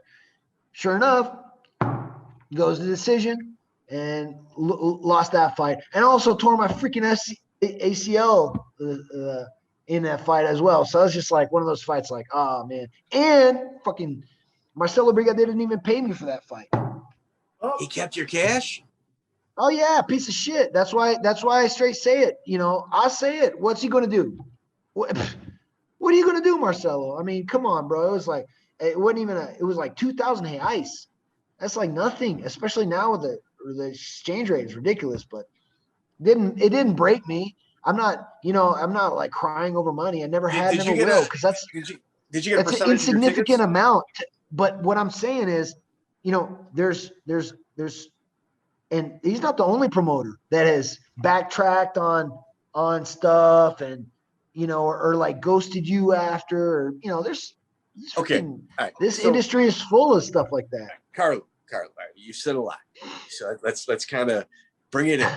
So there are certain benchmarks for 50 Fight Club members that you have to have. And if you don't have them, Miguel and I, we just don't honor that you're a 50 Fight Club member. And we'll even throw you out. We'll throw you out of the 50 Fight Club. You have to get ripped off by a promoter. That's super important. You have to. Mm-hmm. So let's go through the list. Who has ripped you off as a 50 Fight Club member that we now honor? Man, here's the thing. Ripped off is one thing. Okay. But not even like okay, so ripped off, honestly, the only promoter that's ever ripped me off was freaking Marcelo Brigadeiro, man. That's crazy. Ain't that some shit? But it's cool. Let me whatever, just man. this for the non-Portuguese speaking people, and I only dabble a little bit. There's a man who is known in the business as Marcelo Brigadeiro. Do you even know his real last name? Because Brigadeiro means street fighter. That's like his business. Yeah, but that's not who he is. He was never frontline Luta Livre. At state championships, I was winning. Brazilian national championships, I was winning.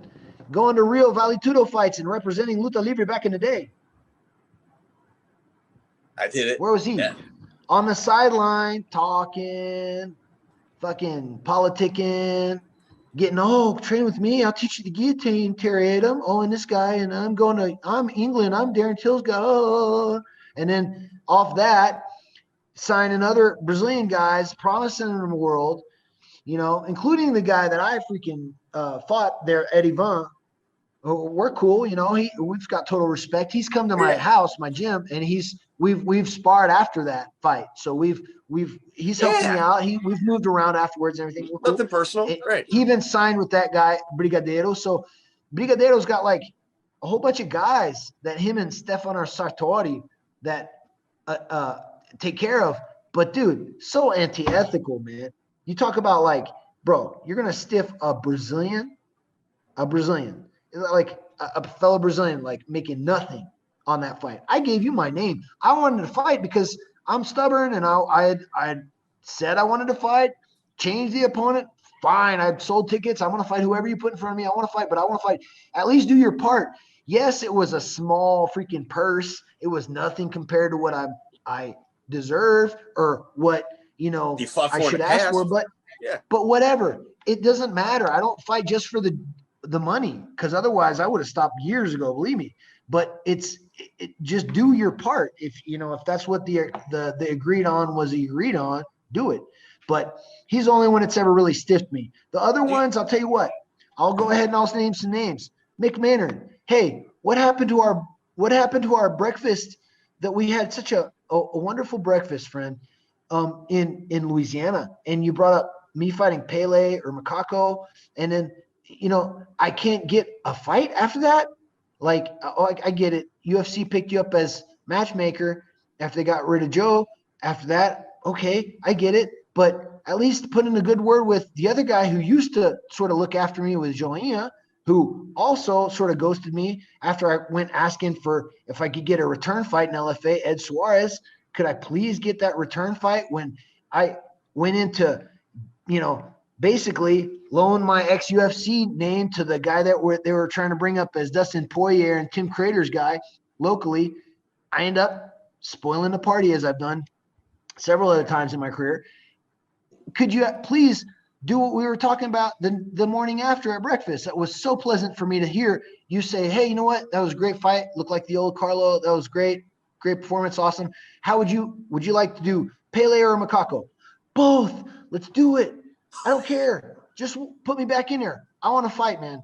I have not been offered a fight off that. Look, I saw the LFA, the last couple LFA. No disrespect, but what? Okay, the 170-pound division outside of the UFC, there's very few guys, and I'll tell you right off the bat, Douglas Lima will probably beat Kamaru Usman in 10 fights. I'd say 7 to 8 out of those 10 fights. Okay. So let's just put things where things are. Douglas Lima has my utmost respect as a competitor. He's very dangerous. For sure. But outside of him, I fight anybody in the world. I think Yamasaki is a very difficult fight as well. Very grappling heavy. Guy from Ukraine in Bellator. He's going to give Lima a tough fight. Those two guys are top of the line. Other than that, I'll fight any 170-pounder outside of the UFC, and I'll fight them hard. And I put chips on myself. I can beat anybody in the world. But the whole thing is, you talk to these guys, and they say that, yeah, we'll bring you back. We'll do this. We'll do that. And then you go and you go to type or you go to text, and they just ghost you or act like like I'm nobody, man. Okay, I get it. You know, I'm not popular on social media or, you know, verified on social media, and I don't have a trillion followers and all this shit. That shit's fake and gay. I'm a real fighter. Okay, that's Miguel, the we're gonna old. beep that one. We're gonna beep that one. Miguel. Okay, well, So go ahead. I'm sorry. I okay. am. It's okay. So, I'm just, Carlo, we you know, started. what am I trying to say? I wouldn't be. I haven't been stiffed by too many promoters. I don't even remember any other than Brigadeiro. But I would have liked to have some of those promises, or not even promises, but some of those ideas and just some respect. Like if I send a promoter, one of my pet peeves was, well, even like, okay, all right, several months ago, UFC were coming into town, or not even that. I was trying to pump up my friend. I've got a guy, Rafael Celestino. He's at 9-2 now, but since I've started training him, you know, taking him under my wing, he's gone. Basically, he's 7-2 since then. So okay. he started out 2-0, and I brought him up. He's fought in Titan. He's fought in some East Coast shows. He fought for a Pro League. He's had some international fights, trying to get him fights. So I send a message to Mick Maynard. I'm like, hey Mick, you know, got this guy, got this guy, got this guy. And then the next show's in Brazil. This was maybe a year or so ago. Good volley back and forth. Hey, good to see you, mate. Because I remember him coming to the gym to watch me, you know, not even me, but watch us train back in the day in Houston. So I've known him for a while. I fought for him. You know, out of nowhere, I see unfollowed me, like not answering me. Like, what have I done? Why? I'm not a jerk. I'm bilingual. I'm an educated guy. I treat people well. I'm cultured to a certain point, and I do try to at least let that be known. You know, I do let you know, an errant, you know, foul word get out here and there, but I try to carry myself with a little bit of class. And what am I trying to say? What does it take to get looked at nowadays? Do I have to have a freaking trillion followers on Instagram? Does that make me worthy fighter now?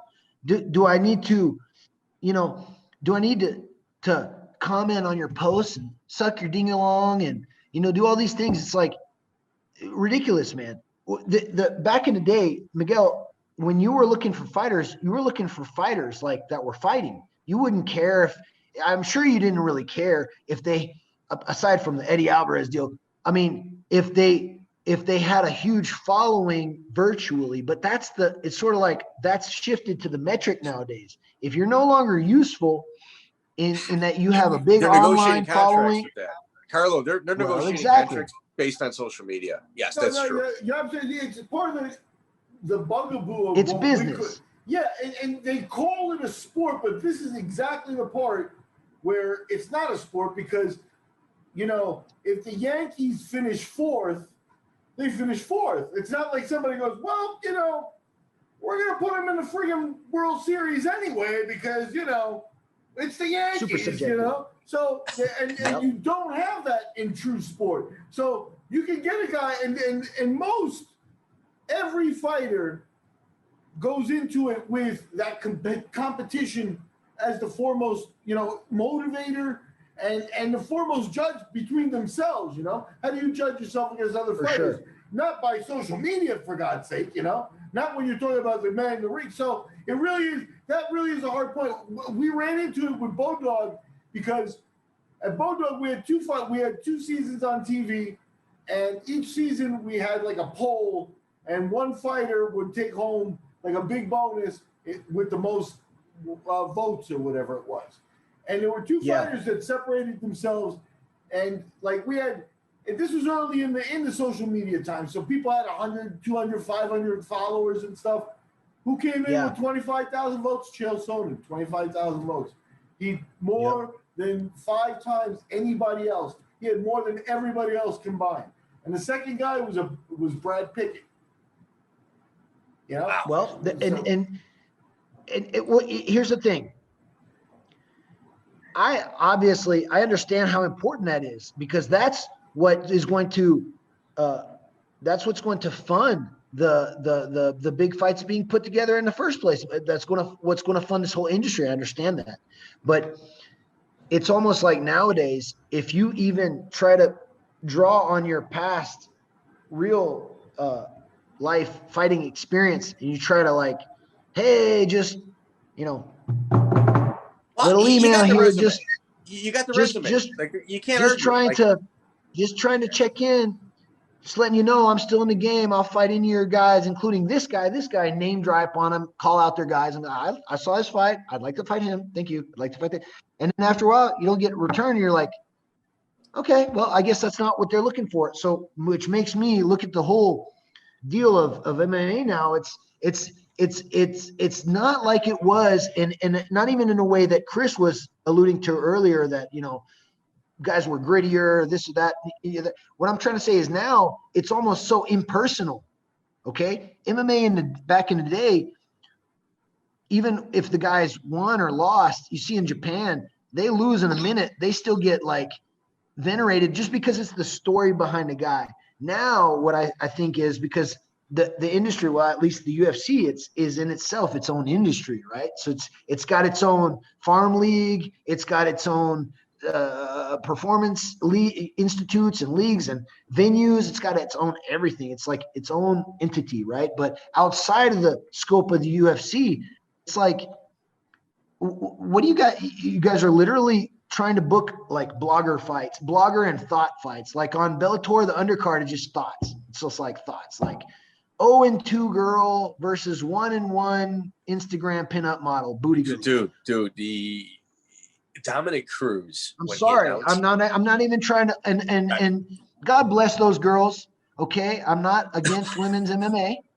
All right. I have a daughter. I don't want her fighting, of course. And I have my son also. I don't want him fighting as well, but whatever. But I'm not against women's MMA, but the banalization of the shit nowadays, it's like, you look at the whole, you get two Instagram models. That nowadays is more attractive. Think about it, Miguel, as a promoter. That's more attractive for eyeballs on fucking TV screens than two actual fights. Sub-championship caliber fighters. You could say number 3 versus number 5 in a division. Yeah, it doesn't matter. Exactly. So Carlo, when Dominic Cruz announces women's fights, especially like Jessica I, he'll say, well, she's got to roll this way to get out of it. Look, she's going the opposite way again. I don't think she knows how to get out of this submission. Like, he is so brutal. He's so catty towards the women, because you're looking at 500 fighters on the biggest show in the entire world. Yeah. Like, that's like you got people with losing streaks, like they're 4-6, riding a 3-fight losing streak on the main card. Because they got, a couple million, they like to take pictures half naked. They got a couple million, followers. For sure. And I understand. And see, here's the thing. I understand that's more important than some 50 Fight Club member. Not me. Like, I'm a liability. I'm a liability. Words in our mouth. I'm a liability. I come in and I sour some fucking prospects night. Now he's no longer undefeated, 170-pound up-and-comer. Because he just ran into the Prater. So they're looking at you as an opponent. And it's a liability, man. Anything less than you being an opponent isn't real interesting to a lot of the promotions that you're talking about. And I get that. So exactly. And that's why at the end of the day, I started to get that. And so I was like, you know what? I want to get back in school. I want to also do a couple of other things. But man, let me tell you, I'm still in the gym every day. I've got Rafael Celestino. I've got Achila Megatron. These two guys were Paulo Borrachinha's main sparring partners for his last camp against Adesanya. Wow. And so I've got those two killers at middleweight, and they're ready. You got Achila. Achila's now at 4-1. Hafon's at 9-2. I got him signed fighting in Russia in June. He's going to be fighting out there. So what I'm trying to say, I got some guys to bring with me and fight, but it's like, I don't have any clout, any contacts, any of that's gone out the window, but that's okay. I've put ducks in my personal life to where I don't depend on MMA for my sustenance, but it's still something that I do so well. It'd be a shame to just, sort of be down here in Brasilia and not fighting ever again. Honestly, the way I see it, I'd like to fight again. Miguel, let's throw a couple of names at him. You went old school opinions of Frederico Lapenda? Lapenda from IBCWVC days. Yes. Yeah, nothing bad to say. He's him and Sergio Battarelli used to put on the the most legit shows in the world, basically. 100%. The World Valley Kilo Championship. Yeah. IBC. I agree. He made an impact on mixed martial arts. We've got a ton of respect for him. I've got the old school Marco Huas Panther series tapes that he helped put together, and he helped to put together a lot of those instructional tapes, man. Back in the day, Lapenda did. Yeah, we respect him a lot, man. Like he made his mark, and he was outpaying the UFC at one point. Like he was literally outpaying the UFC. I mean, he's bringing Igor Vovchanchyn in to Brazil to fight in a small bar. Nick Nutter was on that card. Like Nick Nutter, yep. Kerr later.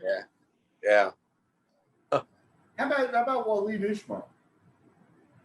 Walid Ishmael. Yeah, man. He's transmogrified from the just like the grittiest fucking gi world champion.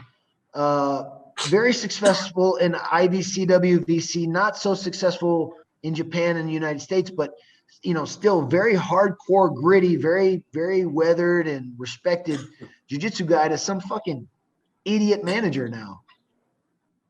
You see what I'm saying? Yeah. Like, dude, no, man. Just like fake teeth, fake fucking everything. It's like everything is just so fake, dude. Like, get back to, man, that's not Walid. And so now everybody want to be a Jake Paul. So he's training and he's calling out Papa Freitas to do the celebrity boxing, which Papa is basically, he's the Brazilian, boxing icon of the last 30 years. Yeah. So, and, I helped him a lot in his camp for his last, professional fights and everything. And so, I ran the MMA portion of his gym here in Brasilia in 2012. So I know Papa quite well, but it's like legend. Even down here, they're trying to do the whole, Instagram, clout, fame, fight, so everybody's looking at that now. Like everybody's trying to, celebrity boxing sort of mindset now. That's the way things are going now. It's like becoming bizarre, Yeah, I agree. Triller was incredible. Great production value. I like the first one. I like the white ring, the lights. That was killer. The second one, not so much. Look junky. So, that last one. Miguel, how long have we been talking to Carlos Prater? About 3.5 hours. I think we got to wrap this one up because Mrs. Prater is going to come out here with a frying pan. That's what my belief is. She's so fast asleep, dude. She's got work in the morning. She's not. She doesn't care. Carlo, thank you so much for joining us, brother. I really, really thank you, Mike, it. Man. And we're gonna have some more questions. Were you real quick? Were you present at any of the Alex Davis Walid Ishmael brawls? Alex Davis? He's Alex, the ATT translator guy. He's kind of an older guy. Yeah. Him and Walid fist fought like 4 or 5 times.